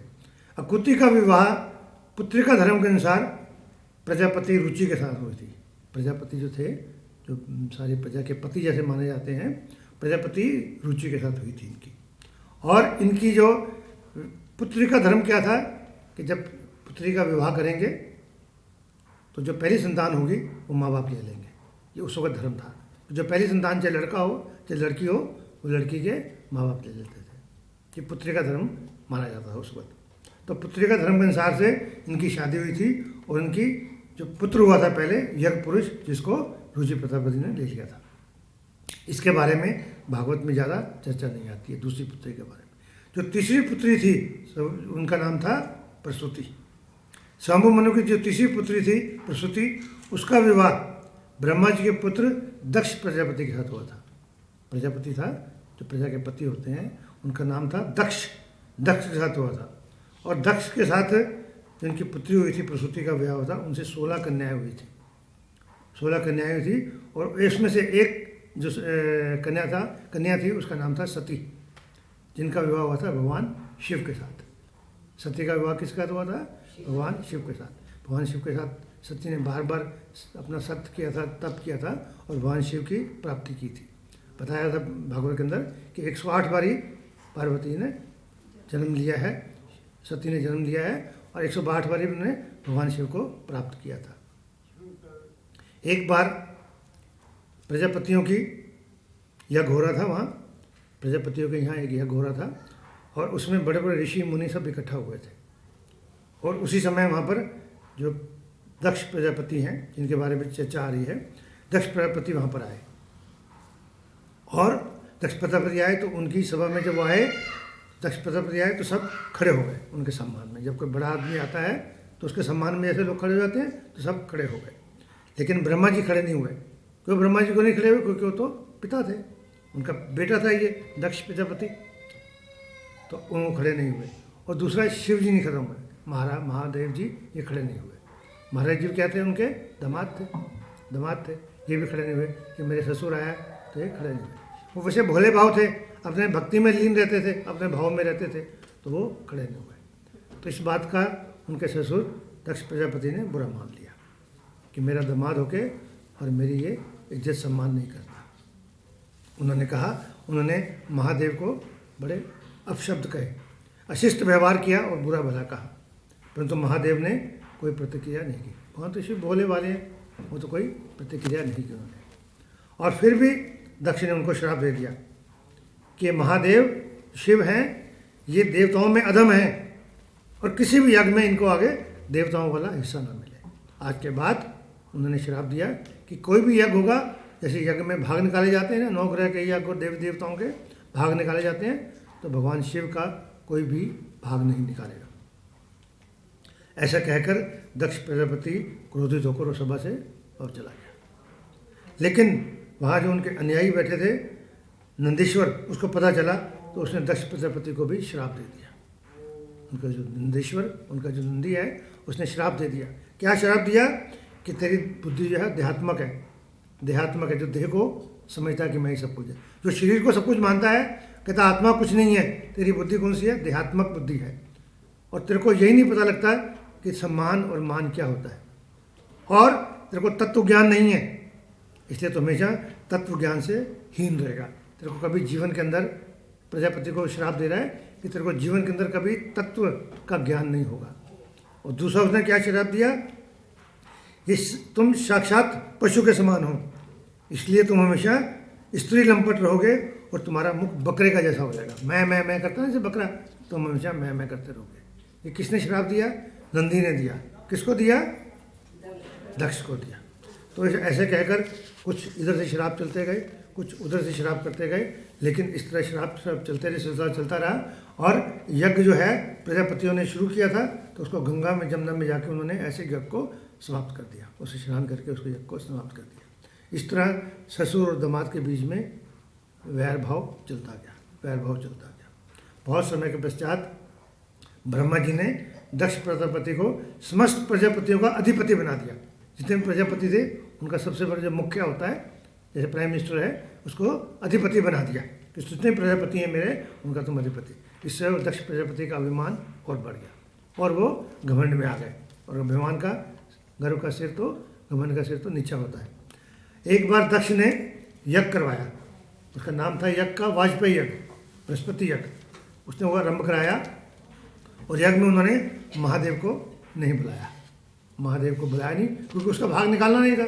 उसने ही आदेश दिया था कि आज के बाद भगवान शिव का कोई यज्ञ के अंदर भाग नहीं निकालेगा, तो उसने भगवान शिव को नहीं बुलाया। अब जब पूरे देवी देवता अपना भाग लेने के लिए उस यज्ञ में जा रहे थे, अपना भाग लेने के सभी, जब देवताओं का आवाहन होता है, उनको माला अर्पित की जाती है, उनको नैवेद्य अर्पित किया जाता है, तो देवी देवता आते हैं अपना भाग लेने के लिए, यज्ञ में भाग लेने के लिए। तो सारे अपने अपने देवी देवता अपने विमान पर बैठकर और उस यज्ञ में जा रहे थे, दक्ष प्रजापति के यज्ञ में। और आकाश में विमानों की भीड़ लग गई और ये सती ने देखा कि आज क्या बात है, इतने देवी देवता विमान में सवार होकर सज धवर के कहाँ जा रहे हैं।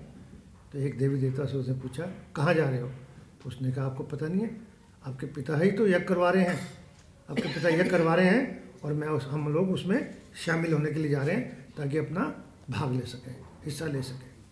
तो उसने कहा, तुम नहीं जा रही, तुम्हारे पिता ने यज्ञ करवा रहे हैं, तुम पुत्री हो उनकी, तुम नहीं जा रही। तो उसने कहा, सोचती हैं, देखते हैं, ऐसे करके उसने देवी देवताओं को टाल दिया और दौड़ी दौड़ी अपने पति महादेव के पास आई, शिव के पास आई, जो समाधि में लीन थे। वो तो हमेशा समाधि में रहते थे। उनको समाधि से उनको समाधि भंग की, उनको उठाया और कहा कि हमें इस तरह यज्ञ हो रहा है, मेरे पिता यज्ञ करवा रहे हैं और हमें उसमें जाना चाहिए। तो महादेव ने कहा, उन्हें तो हमें इन्वाइट ही नहीं किया, बुलाया नहीं है।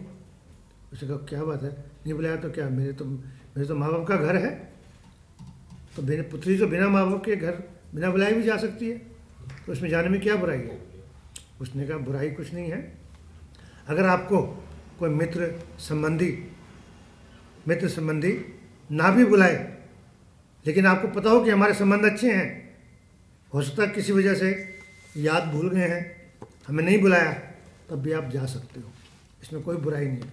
बिना इन्विटेशन के भी जा सकते हो, अगर आपको पता हो कि हमारे संबंध मधुर है, हमारे संबंधों में कड़वाहट नहीं है। लेकिन यहाँ तो मुझे पता है कि दक्ष प्रजापति के भाव मन में बड़ा वैर भाव है, तो ऐसे में उसने इनवाइट नहीं किया। इसका मतलब है वो इनवाइट करना ही नहीं चाहते थे। आपको, मेरा विचार है कि आपको उसमें नहीं जाना चाहिए, चाहे वो आपके पिता का ही घर है, लेकिन बिना बुलाए नहीं जाना चाहिए, क्योंकि हमारे संबंध अच्छे नहीं हैं। पर वो ठीक है, अपनी जिद में अड़ी थी। अब ऐसा कह के महादेव जी तो मौन हो गए, अपनी समाधि में चले गए और ये अपनी उधेड़ बुन में लग गई कि पति ने तो मना किया है और मन कर रहा है जाने को, मन खींचता ना चीज़ों की ओर, इच्छाओं की ओर, मन कर रहा है जाने को और पति मना कर गए। लेकिन अंत में उसकी प्रबल इच्छा और स्त्री ये हठ, वो सफल हुए, जीत गए और वह क्रोधित होकर अपने माता पिता की ओर घर चल दी, महादेव को बिना बताए। और क्रोधित होकर गुस्से में आके अपना चल दी। जैसे चली तो जो भगवान शिव के वाहन है नंदी, उसको पता लगा तो उसने अपने वो कुछ पार्षदों को लिया, अपने साथियों को लिया और सती के माता सती के पीछे पीछे वो भी साथ हो लिया। जब वहाँ पहुँची सती तो उसने देखा यज्ञ शुरू होने वाला है, शुरू हो गया है। और यज्ञ कौन करवा रहे थे? दक्ष प्रजापति करवा रहे थे। लेकिन ऋषि कौन थे जो कर रहे थे? भृगु ऋषि। भृगु ऋषि यज्ञ कर रहे थे, भृगु ऋषि यज्ञ कर रहे थे। और माता सती वहाँ पहुँची तो देखा महादेव जी का इसमें भाग नहीं निकाला गया, उनका हिस्सा नहीं निकाला गया। उनका पहुँचने पर सब बहनों ने स्वागत किया, उसकी माता ने भी स्वागत किया, लेकिन पिता ने मुख मोड़ लिया क्योंकि उसने चाहता ही नहीं था, वो इनवाइट ही नहीं करना चाहता था क्योंकि उसके अपने दामाद के साथ संबंध अच्छे नहीं थे। तो दामाद के साथ संबंध नहीं तो फिर पुत्री के हाथ भी कैसे रहेंगे। तो उसने मुख मोड़ लिया और उसने देखा कि भगवान शंकर से कोई उसने भाग नहीं निकाला। तो उसने भृगु ऋषि को कहा कि भगवान शंकर से संसार में कोई नहीं, वह तो विरक्त पुरुष है, जिसको संसार से कुछ लेना देना नहीं है, विरक्त पुरुष हैं। अतएव उसको वैर करना भी वैर बुरा बात है, उनसे वैर भी नहीं करना चाहिए। तुम तो ऋषि हो, मुनि हो, और तुमने वैर भाव किया है और यज्ञ में भाव नहीं निकाला, ये बड़ा गलत काम किया आपने। इस वेरी रॉन्ग कि आपने उसका भाग नहीं निकाला है, बड़ा निंदनीय कार्य किया है। फिर पिता से बोली कि आप भी भगवान शंकर से वैर भाव करते हो, नीलकंठ से वैर भाव करते हो, इसलिए आपसे उत्पन्न इस शरीर को भी मैं नहीं रख सकती। क्यों नहीं रख सकती? उसको बड़ी लज्जा आई कि मेरे पिता मुझे अपने इतने बड़े यज्ञ में, वाजपेयी यज्ञ करवा रहे हैं, उसमें बुला नहीं रहे हैं। तो उसने कहा आप मेरे पिता हैं, आपने मुझे ये शरीर जरूर दिया है, लेकिन मैं शरीर को अब नहीं रख सकती। अब मैं क्या करूँगी? अगर मैं वापस जाती हूँ भगवान शिव के पास तो कहेगी क्या मुँह लेके जाऊँगी, मैंने तो मना किया था मत जाओ, और तुम बिना बताए चली गई हो। अब मैं ना उधर की रही ना इधर की, इधर तुमसे मान नहीं दे रहे, उधर वो मेरे पति नाराज होंगे, तो मैं संसार में रहने के लायक नहीं हूँ। उसने अपने प्राणों को प्राणायाम से अपने मन को स्थिर किया, अपने प्राणों को स्थिर किया और अग्नि में कूद पड़ी। और अग्नि में कूद के उसने अपने आप को सती ने जला दिया। सती हो गई। सब हैरान हो गए कि एक छोटे से वैर भाव के लिए, एक सिर्फ सम्मान न मिलने के कारण दक्ष प्रजापति ने इतना गलत काम किया। सबने दक्ष प्रजापति की निंदा की कि सिर्फ एक बार यही तो हुआ था कि वो खड़े नहीं हुए थे तुम्हारे सम्मान में, और तुमने इतना बड़ा कांड हो गया कि आपकी पुत्री खुद आपके सामने यज्ञ में कूदकर अपनी जान दे दी उसने। सबने उनकी निंदा की, तुमने भगवान से वैर करके अच्छा नहीं किया। और फिर सती को सती होने से भी नहीं रोका। जब तुम्हारे सामने वो सती हो रही थी तो तुमने कुछ उसमें बाधा नहीं डाली, उसको रुकावट नहीं की, रोका नहीं। तो नंदी को क्रोध आ गया, नंदी के पार्षदों को क्रोध आ गया। नंदी के पार्षदों ने वहाँ पर मारधाड़ शुरू कर दी और साहब मारधाड़ शुरू की, परंतु जितने लोग मर जाते थे भृगु ऋषि अपने मंत्र से और उन सबको फिर जीवित कर लेता था, उनको जीवित कर लेता था। तो इस तरीके से काफ़ी देर तक झगड़ा होता रहा। और फिर जो उनके अनुयायी थे दक्ष प्रजापति के, उन्होंने शिव पार्षद जो आए थे सबको मार दिया। शिव के नंदी के साथ जो पार्षद आए थे उन पार्षदों को मार दिया, शिव के अनुयायियों को मार दिया। तो उस तरह नंदी ने जाकर सारी घटना महादेव को बताई। महादेव को जाकर बताई नंदी ने कि ऐसे ऐसे हम गए थे और आपकी जो पत्नी है सती ने त्याग कर दिया है, शरीर जला दिया है, और वहाँ ऐसे सब झगड़ा हुआ, आपको भाग नहीं निकाला गया था, सब उन्होंने घटना बता दी। तो भगवान को शंकर को भी क्रोध आ गया। महादेव को जब क्रोध आता है तो पूरे संसार को भस्म कर सकते हैं। जब वो तीसरी आँख खोलते हैं तो सारे संसार को भस्म करते हैं। उनका मुख्य कार्य ही संसार में समाप्ति करना है, प्रलय करना है। तो उनको क्रोध आ गया, उन्हें अपनी जटा में से एक जटा उखाड़ी और पृथ्वी पर मारी, और उसमें से एक भयानक पुरुष पैदा हुआ। कौन नाम था उसका? वीर रुद्र नाम का एक भयानक पुरुष पैदा हुआ। और उन्होंने कहा वीर रुद्र को कि तुम मेरा ही अंश हो, तुम मेरे ही पार्षद हो, मेरा अंश हो, और तुम वहाँ जाओ यज्ञ के अंदर और वहाँ जाके सब तुम तहस नहस कर दो, सबको नष्ट कर दो, सब कुछ सबको मारो। वीर रुद्र क्योंकि भगवान शिव का ही अंश था और अपने मालिक से आज्ञा पाकर वो वहाँ पर गया, सब पार्षदों के साथ वहाँ गया और पूरे वेग के साथ उसने यज्ञशाला में पहुँचा और यज्ञशाला में जाकर उसने यज्ञ को तहस नहस कर दिया। और खंभे वहाँ लगे हुए थे यज्ञशाला के अंदर, जो खंभे लगे होते हैं जिसके ऊपर वो यज्ञ बना होता है, उस खंभों को निकाल दिया और खंभों को उठा के उसने मारधाड़ शुरू कर दी। यज्ञ का पात्र तोड़ दिया, यज्ञ को तहस नहस कर दिया और भृगु ऋषि को बांध दिया। भृगु ऋषि कौन थे? जो यज्ञ करवा रहे थे, यज्ञ कर रहे थे। तो उनको पकड़ लिया, बांध दिया और दक्ष को भी पकड़ लिया। बाकी सबको इधर उधर अपनी जान बचाकर भाग गए। वीररुद्र ने भृगु जी को दाढ़ी मूछ उखेड़ ली, दाढ़ी मूछ उनकी क्रूप कर दिया, उसका दाढ़ी मूछ उखाड़ के उसको क्रूप कर दिया और दक्ष की छाती पर चढ़ गए और उनका सिर धड़ से अलग कर दिया। बोलो कृष्ण कन्हैया लाल की जय। और उन्होंने दक्ष की छाती के ऊपर चढ़कर उसका सिर धड़ से अलग कर दिया और सिर का दक्ष को, जो सिर उठाया था उस दक्ष का, उसको यज्ञशाला में डाल के भस्म कर दिया।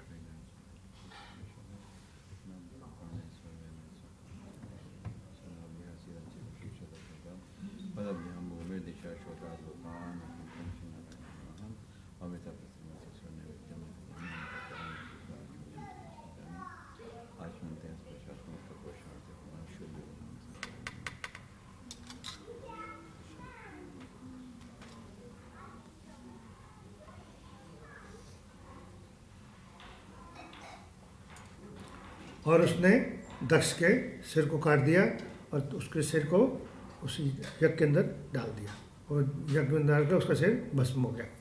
बाकी सब इधर उधर भाग खड़े हुए।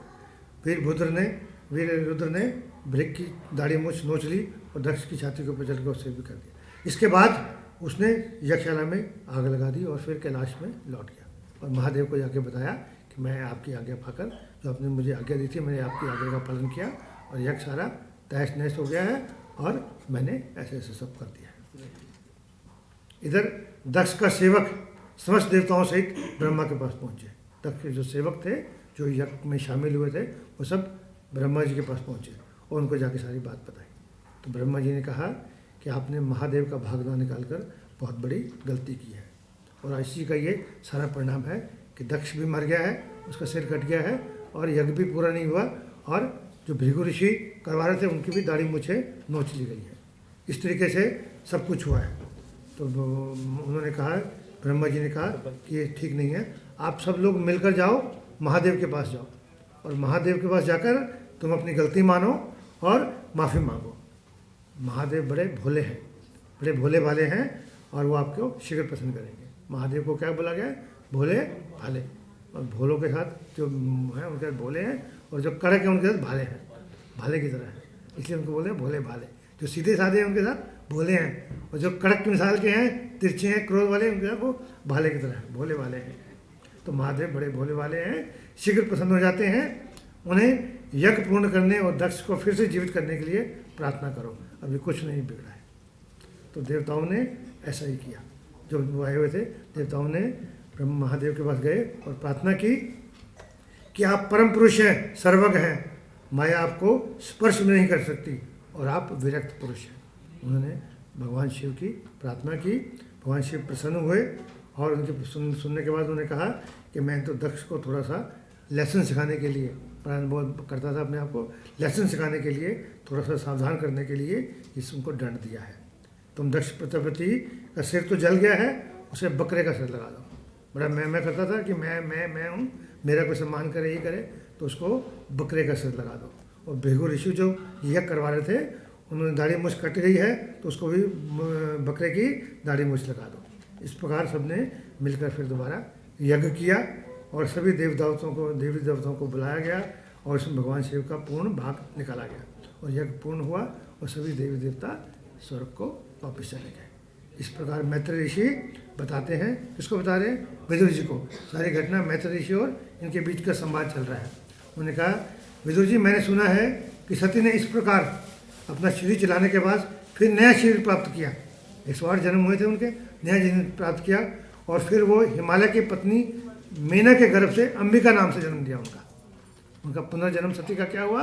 हिमालय की पत्नी मीना के द्वारा गर्भ से वो अंबिका नाम पर उनका जन्म हुआ। अंबिका बनकर आई वो और फिर अंबिका ने घोर तपस्या की और भगवान शंकर को फिर से उन्होंने वर्ण किया। जो इस प्रसंग को पूरे भक्तिभाव से, पूर्ण श्रद्धा से सुनते हैं, कहते हैं उनकी आयु बड़ी दीर्घ हो जाती है और पाप नष्ट हो जाते हैं। बोलो महादेव की जय, बोलो शिव शंकर भगवान की जय। तो समय है हम थोड़ा सा इस पर समाप्त। इसके साथ ही हम आज का प्रसंग फिर समाप्त। शिव शंकर भगवान की जय। आज तो कैलाश में बाज रहे डमरू, आज तो कैलाश में बाज रहे डमरू, नाच रहे शिव जी बांध रहे घुंघरू, नाच रहे शिव जी बांध रहे घुंघरू, आज तो कैलाश में बाज रहे डमरू, आज तो कैलाश में बाज रहे डमरू। शेष भी आए संग नारद जी भी आए, शेष भी आए संग नारद जी भी आए, बीना बजाते हुए नारद जी भी आए, बीना बजाते हुए नारद जी भी आए, दोनों ही पाँव में बाज रहे घुंघरू, दोनों ही पाँव में बाज रहे घुंघरू, आज तो कैलाश में बाज रहे डमरू, आज तो कैलाश में बाज रहे डमरू, नाच रहे शिव जी बांध रहे घुंघरू, नाच रहे शिव जी बांध रहे घुंघरू। विष्णु भी आए संग लक्ष्मी जी को लाए, विष्णु भी आए संग लक्ष्मी जी को लाए, मोहन भी आए संग राधा जी को लाए, मोहन भी आए संग राधा जी को लाए, वो दोनों ही पाँव में बांध रहे घुंघरू, दोनों ही पाँव में बाज रहे घुंघरू, आज तो कैलाश में बाज रहे डमरू, आज तो कैलाश में बाज रहे डमरू, नाच रहे शिव जी बांध रहे घुंघरू, नाच रहे शिव जी बांध रहे घुंघरू। शिव जी के डमरू की देखो कैसी शान है, शिव जी के डमरू की देखो कैसी शान है, मोहन की मुरली की मीठी मीठी तान है, मोहन की मुरली की मीठी मीठी तान है, राधा लक्ष्मी पार्वती बांध रहे घुंघरू, राधा लक्ष्मी पार्वती बांध रहे घुंघरू, आज तो कैलाश में बाज रहे डमरू, आज तो कैलाश में बाज रहे डमरू, नाच रहे शिव जी बांध रहे घुंघरू, नाच रहे शिव जी बांध रहे घुंघरू। बोलो शिव शंकर भगवान की जय, उमापति महादेव की जय। मेरे सुना समय है तो देख लो, मुझे नहीं पता। कथा हमारी समाप्त है, आज का प्रसंग तो ही समाप्त है। तो अगर आपने भजन सुनना है तो देखो कैसे मनाओ रे मेरा भोला नमन, भोले को कैसे मनाऊं मैं मेरा भोला नमन, भोला नमन मेरा शंकर नमन, भोला नमन मेरा शंकर नमन, भोले को कैसे मनाऊं मैं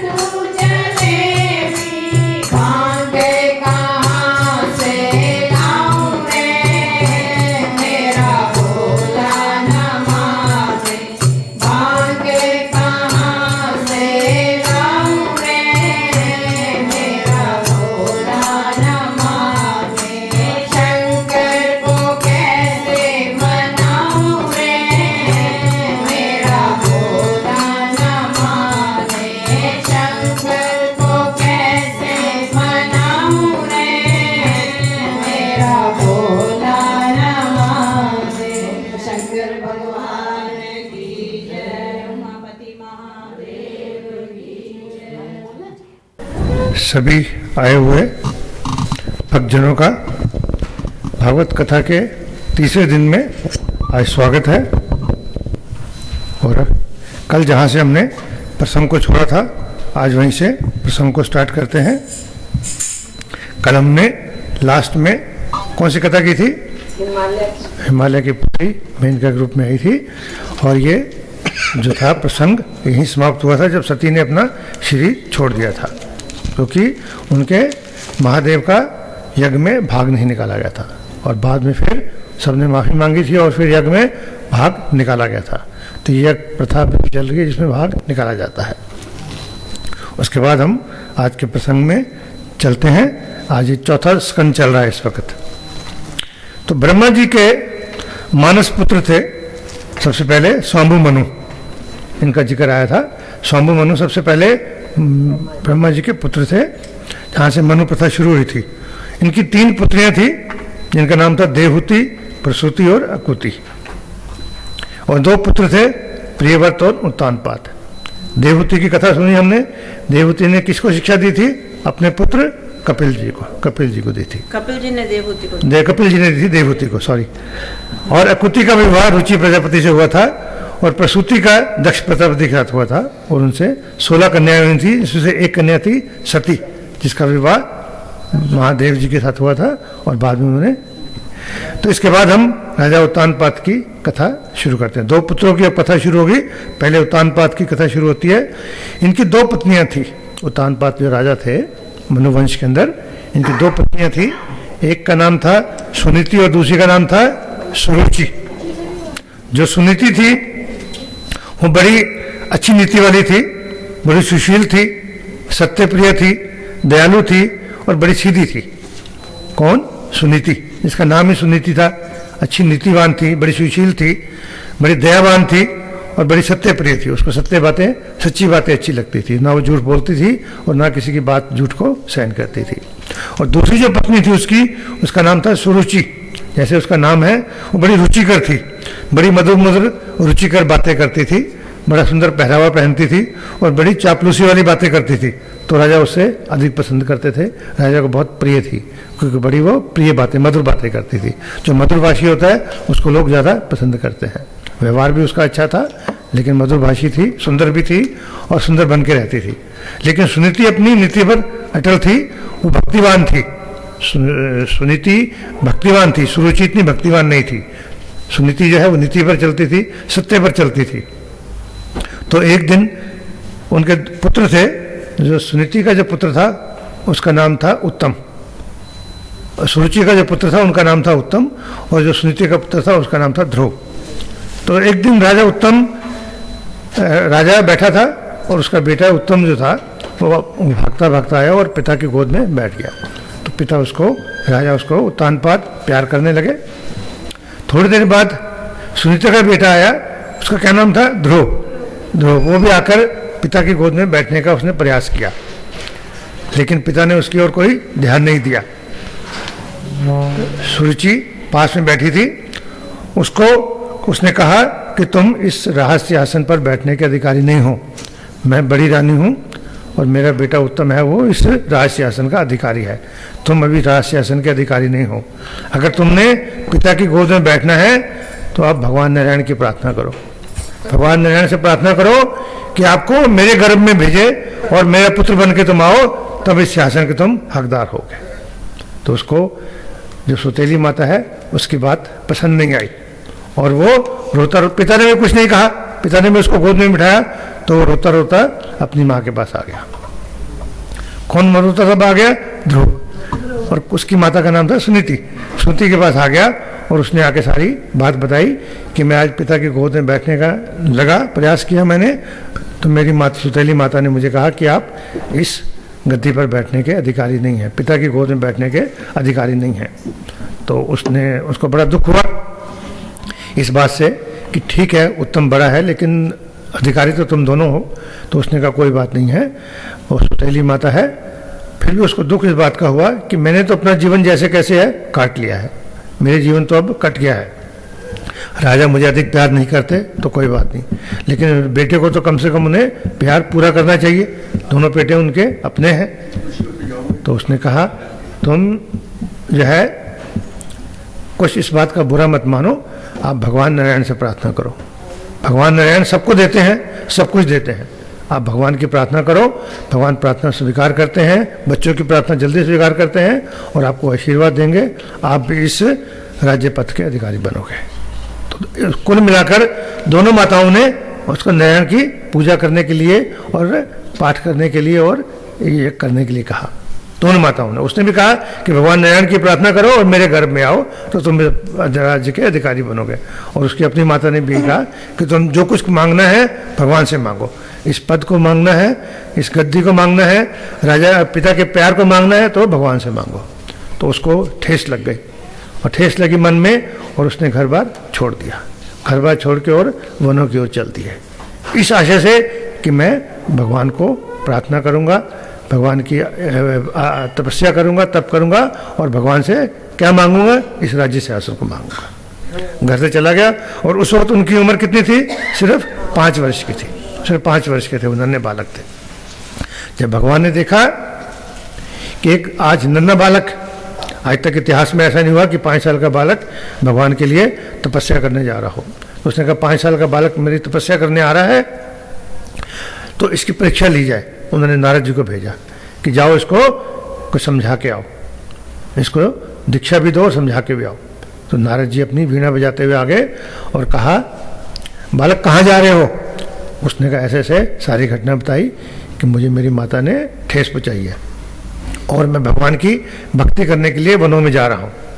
तो उसने कहा ठीक है वनों में जा रहे हो पर तुम्हारी उम्र क्या है, अभी तुम्हारी 5 वर्ष की उम्र है, ये तो खाने पीने की उम्र है, खेलने कूदने की उम्र है, इस उम्र में भक्ति थोड़ी होती है, तुम लौट जाओ। उससे कहा नहीं नहीं मुझे चोट लगी है दिल पर, मैं भक्ति के लिए भगवान के पास जा रहा हूँ। उसने कहा देखो क्षत्रिय पुत्र को देखो, 5 वर्ष का है और छोटी सी बात के इसके मन पर चोट लग गई है। क्षत्रिय पुत्र का अहंकार तो देखो, गर्व तो देखो, कितना उनका गर्व है अपने आप पर कि मैं क्षत्रिय पुत्र हूँ और मुझे किसी ने कुछ कैसे कह दिया।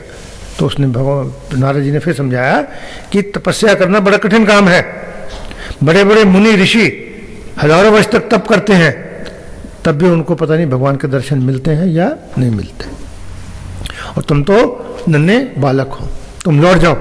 पर वो अपने जिद पर अड़ा हुआ था, वो अपने हट पर अड़ा हुआ था, उसको बाल हट कहते हैं, बाल हट था उसको। तो जब देखा नारद मुनि ने कि इसकी हट बड़े कठोर है तो उन्होंने उसको एक मंत्र दिया। कौन सा मंत्र दिया, ओम नमो भगवते वासुदेवाय, ओम नमो भगवते वासुदेवाय। ये 12 मंत्र है, सतयुग का मंत्र है, 12 मंत्र है। उन्होंने कहा इस तुम मंत्र का जाप करो और मंत्र के साथ साथ तुमको अष्टांग योग करना पड़ेगा। उन्होंने कहा योग करना पड़ेगा, इस योग के द्वारा ही तुम इस मंत्र की सिद्धि करोगे और तुम्हें भगवान के दर्शन प्राप्त होंगे। तो उन्होंने कहा अष्टांग योग तो मुझे आता नहीं है, तो उन्होंने उसको दीक्षा दी, पहले मंत्र दिया उसके बाद अष्टांग योग की उन्होंने दीक्षा दी। तो अष्टांग योग क्या होता है थोड़ा सा ब्रीफ में उसके ऊपर हम डिस्कस करेंगे। योग के 8 अंग हैं, जब योग करते हैं, योगी होते हैं, योग करते हैं तो उसके 8 ही अंग होते हैं। कौन कौन से अंग हैं, यम, नियम, आसन, प्राणायाम, प्रत्याहार, धारणा, ध्यान और फिर समाधि। जो अल्टीमेट है वो समाधि है। शुरू होता है यम से। यम क्या होता है, यम 12 नियमों का एक समूह है जिसको यम बोलते हैं। कौन से नियम है वो, पहला उसके अंदर नियम है यम के अंदर अहिंसा, किसी को ना मारना, किसी को कि दाई शैल नॉट किल, किसी को मारना नहीं। दूसरा कहते हैं सत्यव्रता, जो हमेशा सत्य बोले, झूठ नहीं बोलता। जिसने योग करना है उसका पहले वो नियमों का पालन करता है। पहला है अहिंसा, दूसरा है सत्यता कि वो झूठ नहीं बोलेगा कभी, तीसरा उसमें लिखा है चोरी नहीं करेगा, वो असत्य है, चोरी नहीं करेगा। फिर उन्होंने कहा है अनासक्ति। अनासक्ति क्या होता है कि किसी भी मोह में नहीं फंसना, किसी मोह माया में नहीं फंसना, तो अनासक्ति होगी। फिर होगा विनय, होगा बड़ा वो काइंड होगा, दयालु होगा, विनय। फिर कहा है असंचय, जो आवश्यकता से ज़्यादा संचय नहीं करता, जितनी उसकी जरूरत है आज के लिए उतनी संचय करता है, ज़्यादा धन की या किसी चीज़ की भी संचय नहीं करता। फिर कहा गया असिकता। असिकता मतलब किसी से कुछ ना चाहना, जो कुछ है मैं खुद अपना स्वयं कर लूँ, मैं किसी पर दूसरे पर निर्भर ना रहूँ, उसको बोलते हैं असिकता। हम घर में भी कई बार होते हैं कि आप अपना काम कहते हैं खुद ही कर लो, किसी और के सहारे मत बैठो, अपने कंधे पर ही आप बंदूक चलाओ। तो अपने आप को जो कहता है कि मैं अपना काम खुद करता हूँ तो हमेशा चुस्त दुरुस्त रहता है, तो असिकता उसके अंदर कहते हैं। फिर उन्होंने कहा ब्रह्मचार्य, मौन, व्यर्थ की बात ना करना, उसको बोलते हैं मौन। बात तो करना लेकिन व्यर्थ की बात। कल भी कहा था कि जो अलग भाषी होगा, जो कम बात करेगा तो हमेशा वो सत्य की बात करेगा। जो बहुत ज़्यादा बोलता है वो इधर उधर की बातें करता है तो उसमें कुछ झूठ मूठ भी आ जाता है, लांग लपेट कर देता है उसके अंदर। फिर उन्होंने कहा स्थिरता, जिसका मन बिल्कुल धैर्यवान हो, पेशेंस हो जिसके अंदर, ये उसका नियम है। फिर उन्होंने कहा क्षमा, दूसरों की गलती को माफ़ कर दे। अपनी गलती को माफ़ नहीं करेगा वो, अपनी गलती के लिए पश्चाताप करेगा, दूसरे की गलती होगी तो उसको माफ़ कर देगा। और 12वां उसमें 12 नंबर पे कहा गया अभय, जिसको किसी चीज़ का भय नहीं रहता। तो यम के ये 12 नियम बताए गए हैं। यम के बाद है नियम, नियम भी 12 बताए गए हैं। कौन से 12? ये देही और मानसिक पहले पवित्रता, अपने शरीर को पवित्र करो, अपने मन को पवित्र करो। मन में कोई बुरा विचार ना करो, किसी के प्रति कोई बुरे विचार ना हो, किसी की निंदा ना हो, किसी की बुराई ना हो, सबके लिए एक समान हो। सब में भगवान को देखो, सब में भगवान देखते हो तो फिर किसी की बुराई करने का अर्थ ही नहीं है। तुम में भी भगवान, मुझ में भगवान, तो हम दूसरे की बुराई कर रहे हैं तो इसका मतलब हम भगवान की बुराई कर रहे हैं। फिर उन्होंने कहा मंत्र जाप, उसको जो गुरु से मंत्र मिलता है उस गुरु के मंत्र को जाप करे। जितना भी गुरु ने कहा है कि 108 बार करना है, या एक बार ही माला करनी है, या 10 बार करनी है, 16 बार माला करनी है, तो उस मंत्र जाप को नियमित रूप से करे। फिर उन्होंने कहा त्याग करना, तप और त्याग, कल बताए थे ना त्याग करने चाहिए, तो 4 किस्म के तप बताए गए थे, है ना। मांसाहार नहीं करना, शराब जुआ नशा नहीं करना, ऐसे 4 बताए गए थे, है ना। स्त्री पर स्त्री ना करना, ये 4 नियम बताए गए थे। जुआ न खेलना, तो ये तप है आज के युग में। और फिर बताया गया था यज्ञ करना, यज्ञ करना बड़ा जरूरी बताया गया है। और फिर कहा श्रद्धा, धर्म के प्रति, गुरु के प्रति श्रद्धा होना, श्रद्धाहीन ना हो, भगवान के प्रति श्रद्धा हो उसको। अतिथि सेवा, घर में आए तो अतिथि भव, अतिथि जो देवता के समान है, अतिथि भव देवा। तो उन्होंने कहा फिर अर्चना करना, रोज नियमित रूप से पूजा पाठ करना। ये नहीं कि आज पूजा कर ली तो हमने कहा ठीक है हमारा भगवान से काम हो गया, स्वार्थ पूरा हो गया, कल को पूजा नहीं करनी। नियम जो आपने बनाया है कि मैंने 2 टाइम की आरती करनी है, या पाठ करना है, या मैंने जो भी हनुमान चालीसा पढ़ना है, या जो भी शिव का भजन करना है, तो अगर करना है नियम, तो आपने नियम बनाया है तो उस नियम को, चाहे गर्मी हो, सर्दी हो, बरसात हो, आदमी बीमार हो तो भी लेटा लेटा अपने नियम का पालन करे। और उन्होंने कहा फिर शास्त्रों का अध्ययन करना। कल शास्त्र बताए गए थे, 4 हमारे शास्त्र हैं, रामायण है जिसमें, गीता है, भागवतम है और महाभारत है। ये 4 शास्त्रों का अध्ययन करना। आपके पास समय ज़्यादा नहीं है तो आप जब 1 पेज पढ़ लो, 1 श्लोक पढ़ लो, ज़्यादा समय तो ज़्यादा पढ़ लो, लेकिन शास्त्रों का नियमित अध्ययन करना चाहिए। और उन्होंने फिर कहा है कि तीर्थ भ्रमण करना, तीर्थों में जाना, ये भी नियम का एक पार्ट है। 12 नियमों में से एक बताया गया। फिर परोपकार, दूसरे का भला करना, दूसरे की बुराई ना सोचना, दूसरे की भला करना। संतोष, जीवन में संतोष आना, कि सेटिस्फेक्शन होना कि मैं जीवन से बहुत सेटिस्फाइड, जो भगवान ने दिया है मुझे, मेरे प्रबंध के अनुसार, मेरे कर्मों के अनुसार मैं उससे संतुष्ट हूँ। संतोष बहुत बड़ा धन है। और फिर उन्होंने कहा आचार्य और गुरु की सेवा करना, ये 12 नियम बताए गए हैं। आचार्य और गुरु की सेवा करना, ये 12 नियम बताए गए। इस तरीके से यम के भी 12 नियम हैं और नियम के भी 12 नियम हैं। उसके बाद तीसरा आता है आसन।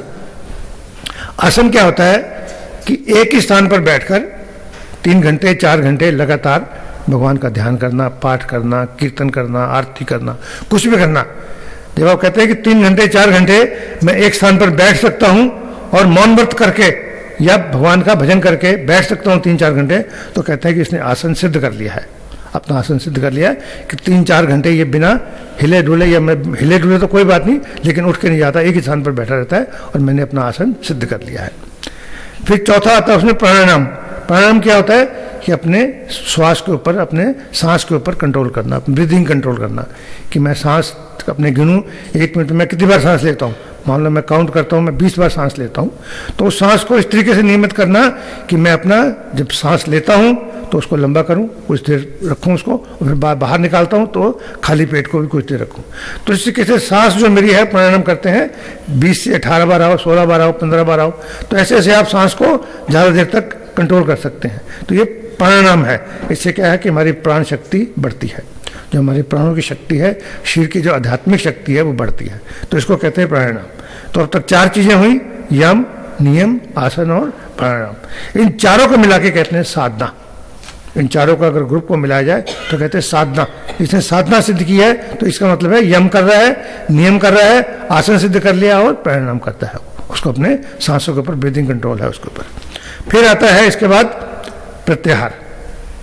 प्रत्याहार का है कि मन को बाहर की वस्तुओं से, बाहर के विषयों से, बाहर की चीज़ों से हटाकर अंतर्मुखी करना, अपने अंदर झांकना, आत्म निरीक्षण करना, आत्म सिद्धि करना कि मैं अपने आप सब दुनिया से हटाकर अपने आप को मैं अपना आत्म निरीक्षण कर रहा हूँ कि मैं क्या हूँ, मैं इस संसार में क्यों आया हूँ, मेरे आने का उद्देश्य क्या है, क्या मैंने अपने आने का उद्देश्य पूरा किया है, मैं कहाँ से आया हूँ, मुझे जाना कहाँ है, इस बारे में अपना आत्म निरीक्षण करना। मैं भक्ति की किस स्टेज पर पहुँचा हूँ, अपने आप को निरीक्षण करो। ये दूसरे से मत पूछो कि मैं बहुत भक्ति करता हूँ, तुम क्या करते हो, मैं तो 16 माला करता हूँ, तुम क्या करते हो। दूसरे का निरीक्षण मत करो, आत्म निरीक्षण करो कि मैं क्या करता हूँ, दूसरे की बात छोड़ो। तो इसको कहते हैं प्रत्याहार। नानक जैसे हमेशा खुमारी में रहते थे, नानक नाम जहाज है, नानक नाम खुमारी नानका चढ़ी रहे दिन रात। भगवान को हमेशा भगवान का ध्यान करते, वो अंतर्मुखी रहते थे, बाहर की दुनिया से उनको नहीं होता था कुछ। और इसमें फिर बताया गया है प्रत्याहार के बाद क्या बताया गया है, धारणा। धारणा का क्या अर्थ है कि मन को किसी विशेष वस्तु या व्यक्ति के ऊपर एकाग्र कर देना, मन इधर उधर भटके। पहले तो आपने अंतर्मुखी किया, उसके बाद एक चीज के ऊपर आपने अपने आप को फोकस करना है, ध्यान करना है। किस चीज के ऊपर ध्यान करते हैं, जैसे आपने मानो फोकस किया कि मैंने भगवान कृष्ण के चरणों के ऊपर ध्यान करना है, तो आप भगवान के चरणों के ऊपर फोकस कर रहे हैं और उसके ऊपर ध्यान करेंगे। इधर ध्यान कीजिए, आप इधर ध्यान रखिए, अपना कार्यक्रम चलते रहेंगे। तो अपना ध्यान जो है वो एक जगह पर आपने फोकस करना है। जैसे अगर आप बैठे हैं तो भगवान की मूर्ति सामने है, व्यास जी बैठे हैं, सुखदेव जी हैं, तो आप कहीं भी आप ध्यान को अपने फोकस कर लीजिए और काफी देर तक उसी ध्यान में रहेंगे तो कहते हैं कि आपने धारणा कर लिया। जब आपका मन भटके नहीं, इधर उधर नहीं भटके कि कोई आ रहा है, घंटी बजा रहा है, कोई उधर जा रहा है, कोई क्या कर रहे हैं, पंडित जी क्या कर रहे हैं, वो क्या कर रहा है, इधर नहीं ध्यान, एक तरफ आपका ध्यान फोकस हो जाए।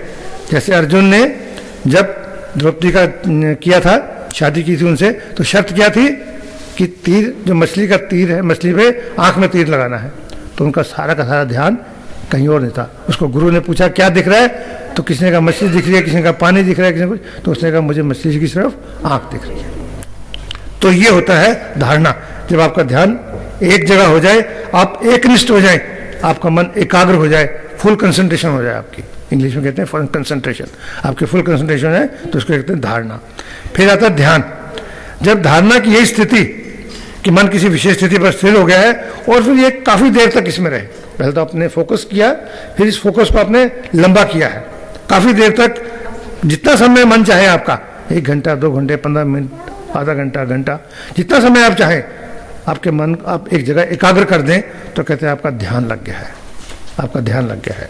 और फिर जब आपका ध्यान गंभीर हो जाए और किसी बाहरी चीज का अनुभव ना हो कि आस पड़ोस में क्या हो रहा है, कौन आ रहा है, कौन जा रहा है, तो कहते हैं हम समाधि की अवस्था में आ गए। जब आपको कुछ ही चीज का अनुभव नहीं होता, मैं कौन हूं, मेरी स्थिति क्या है, आसपास क्या हो रहा है, कौन क्या कर रहा है, कौन आ रहा है, कौन जा रहा है, इवन हवा की आवाज को सुनाई ना दे, पंखा चला तो पंखे की आवाज ना सुनाई दे, कहीं कुछ भी अगर हो भी रहा है, संसार में सब कुछ तो घटित होता रहेगा।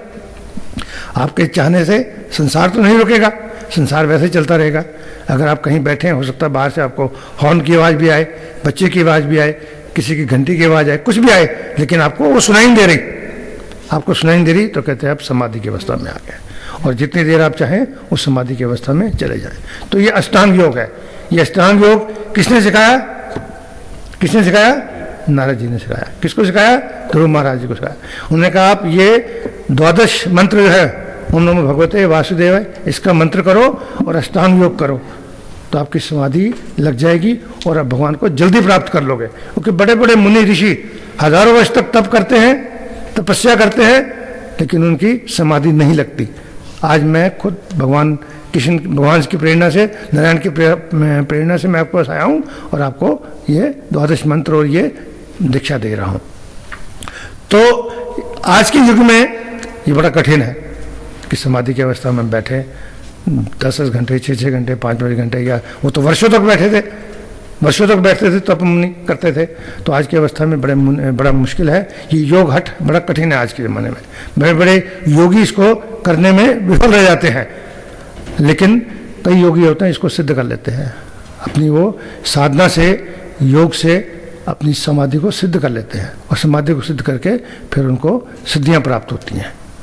सिद्धियाँ प्राप्त होती हैं और कहते हैं अष्ट सिद्धि, जैसे कहते हैं ना, हनुमान जी को कहते हैं अष्ट सिद्धि के दाता, नौ निधि के दाता, अष्ट सिद्धि नौ निधि के दाता।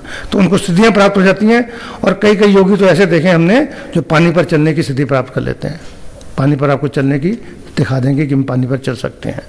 तो भगवान हनुमान जी के पास भी अष्ट सिद्धियाँ थी, जिसमें क्या था कि छोटा आकार कर लेते अपने आप को, जितना एटम होता है इतना छोटा आकार बना लेते थे, अपने आप को बड़े से बड़ा अवतार भी बना देते थे, और अपने वजन को बिल्कुल हल्का कर लेते थे, रुई की तरह, जैसे रुई के बने हो, और अपने वजन को जितना चाहे वो बढ़ा लेते थे। इस तरीके से उनके पास सिद्धियाँ थी। उनके पास ये सिद्धि थी कि जहाँ मर्जी वो जाकर, अनरिस्ट्रिक्टेड उनके पास पावर थी, जहाँ मर्जी वो हनुमान जी पहुँच जाए। अनरिस्ट्रिक्टेड उनके पास एक्सेस था टू ऑल प्लेसेस, जहाँ मर्जी वो चले जाएं अपने मन से। और फिर जो उनकी इच्छा है वो इच्छा पूर्ति करने की उनके पास सिद्धि थी, जिसको बोलते हैं पराक्रमा, उनके पास थी। और उनका जीवों के ऊपर कंट्रोल था, पदार्थों के ऊपर कंट्रोल था। वो अगर चाहें तो पदार्थ ग्रहण करें, नहीं तो ना करें, जीवों के ऊपर कंट्रोल था। इस तरीके से भगवान हनुमान जी के पास 8 सिद्धियाँ थी। ये सिद्धियाँ बड़ी योग से योगियों को प्राप्त होती हैं, लेकिन वो कर्तव्य करते हैं फिर तो वो कर्तव्य दुनियादारी के लिए करते हैं। एक बार ऐसी छोटी सी मुझे घटना याद आ रही है कि स्वामी रामतीरथ जी एक नदी किनारे बैठे हुए थे और अपना इंतजार कर रहे थे कि कोई अभी बोट आएगी तो मैं उसको नदी को पार करूंगा, और भगवान का अपना जप कर रहे थे। थोड़ी देर में क्या देखते कि नदी के दूसरे किनारे से एक योगी आ रहा है पानी पर चलकर, और वो एक तट से दूसरे तट तक पानी के ऊपर चल के आ रहा है। तो स्वामी रामतीरथ ने देखा तो देखते रहे उन्होंने, ठीक है, आ गए उनके पास, और उसने आकर उनको, स्वामी जी को देखा कि स्वामी जी बैठे हैं, वेशभूषा से लगा उनको स्वामी जी हैं, उसने आकर उनको प्रणाम किया। और उसने कहा, स्वामी जी ने कोई हरकत नहीं की, कोई रिएक्शन नहीं दिया उसके ऊपर, ठीक है, पानी के ऊपर चल के आया, ठीक है। तो उन्होंने उनको प्रणाम किया, कहता है देखो मैंने क्या कर्तव्य करके दिखाया, मैंने अपने योग से इतनी साधना कर ली कि मैं पानी के ऊपर चल सकता हूँ, और मैंने इसके लिए अपने जीवन के 30 वर्ष लगाए हैं, तब जाके मुझे ये योग सिद्ध हुआ है मेरा। तो उन्होंने कोई उसके ऊपर रिएक्शन दिया। तो उन्होंने कहा कमाल है, मैंने इतना बड़ा कर्तव्य दिखाया और आपके ऊपर कोई रिएक्शन नहीं है, चुपचाप बैठे रहे। तो उन्होंने थोड़ी देर में वो नदी में वो नाव आ गई, उन्होंने नाव वाले को बुलाया कि हमने उस पार जाना है, तुम ले चलोगे? कहता हाँ। उसने उसको, पहले ज़माने की बात है, एक आना दिया और कहा चलो मुझे उस पार ले चलो। उस योगी को भी बोलते हैं कि चलो तुम भी मेरे साथ चलो, वो भी बैठ गए। तो दोनों ने उस एक आने से नदी पार कर ली। कहता है जो काम एक आने से हो सकता है उसके लिए आपने जीवन के 30 वर्ष लगा दिए हैं, आपके 30 वर्ष तो एक आने के बराबर हुए। इस योग का क्या फायदा है? क्या फायदा इस योग का? अगर नदी पार करनी है, पानी के ऊपर चल करना है, तो नदी नाव बनी हुई है। तो कर्तव्य करना योग का पर्पस नहीं है। योग का पर्पस क्या है? जो अष्टांग योग बताया है नारद जी ने, कि अपने आप को सिद्ध करना, अपने आप को उस अवस्था में ले जाना कि हम समाधि कर सकें। दूसरों को दिखाने के लिए नहीं कि मैं क्या कर सकता हूँ, मैं हवा मोड़ सकता हूँ, मैं ये कर सकता हूँ। बड़े बड़े बताएंगे, इसके अंदर भी 5 किस्म के योग बताए गए हैं, भागवतम के अंदर भी 5 किस्म के योग। उधर 8 सिद्धियाँ बताई गई हैं, इधर भी 5 बताएंगे। क्या है कि जो तीनों लोकों का ज्ञाता होता है, त्रिलोकदर्शी जिसको बोलते हैं, कि उसको पता है कि पास्ट में मैं क्या था, आज प्रेजेंट में क्या हूँ और फ्यूचर में क्या होऊंगा, उसको बोलते हैं त्रिकालदर्शी। ये भी एक योग है। और दूसरा उन्होंने कहा है कि जिसको गर्मी, सर्दी, बरसात कुछ महसूस नहीं होता, अगर वो वस्त्र पहने ना पहने, जितनी मर्जी गर्मी हो, जितनी मर्जी सर्दी हो, स्नोफॉल हो रही हो, लेकिन उसके शरीर पर कोई असर नहीं होता। वो अपने तप से, तपस्या से अपने शरीर को ऐसे बना लेते थे कि किसी मौसम का उनके ऊपर असर नहीं होता। तो ये भी एक योग सिद्धि है। फिर ऐसे ऐसे योगी हैं जो दूसरे के माइंड को पढ़ लेते हैं। आप उनके पास बैठे हैं, आपने प्रश्न नहीं किया उनको, आपका चेहरा देखेंगे और आपके मन का भाव समझ जाएंगे कि आपके मन में प्रश्न क्या है, आप क्या पूछना चाहते हैं, आपके मन की स्थिति क्या है, आपकी स्टेट ऑफ माइंड क्या है, वो पढ़ लेते हैं। तो ये भी एक सिद्धि है। चौथा उन्होंने कहा है कि ऐसा है कि उसके ऊपर आग का, पानी का, जहर का कुछ भी असर नहीं है। अगर आग लग रही है तो उसके बीच में से वो निकल जाएंगे योगी, उनके ऊपर कोई असर नहीं होगा। आग का कोई असर नहीं है, पानी का कोई असर नहीं है, पानी के ऊपर चल जाएंगे। ये भी एक सिद्धि है। और जहर उनको मिल जाए खाने को, जैसे मीरा ने जहर पी लिया था, ऐसे सिद्धि ऐसे होते करते हैं कि जहर भी उनको पिला तो उनके शरीर पर कोई असर नहीं है। ये भी योग सिद्ध है। और फिर उन्होंने कहा है कि ऐसे कि ये एक योग होता है जिसमें किसी को उसको हरा नहीं सकते। जितना मर्जी को बलशाली आ जाए, जितना मर्जी को ताकतवर आ जाए, उनको हरा नहीं सकता। तो इतने बल उनके अंदर आ जाता है योग से कि उनको कोई हरा नहीं सकता। तो इस तरीके से 5 इसके अंदर भी, भागवतों के अंदर भी योग बताए गए हैं।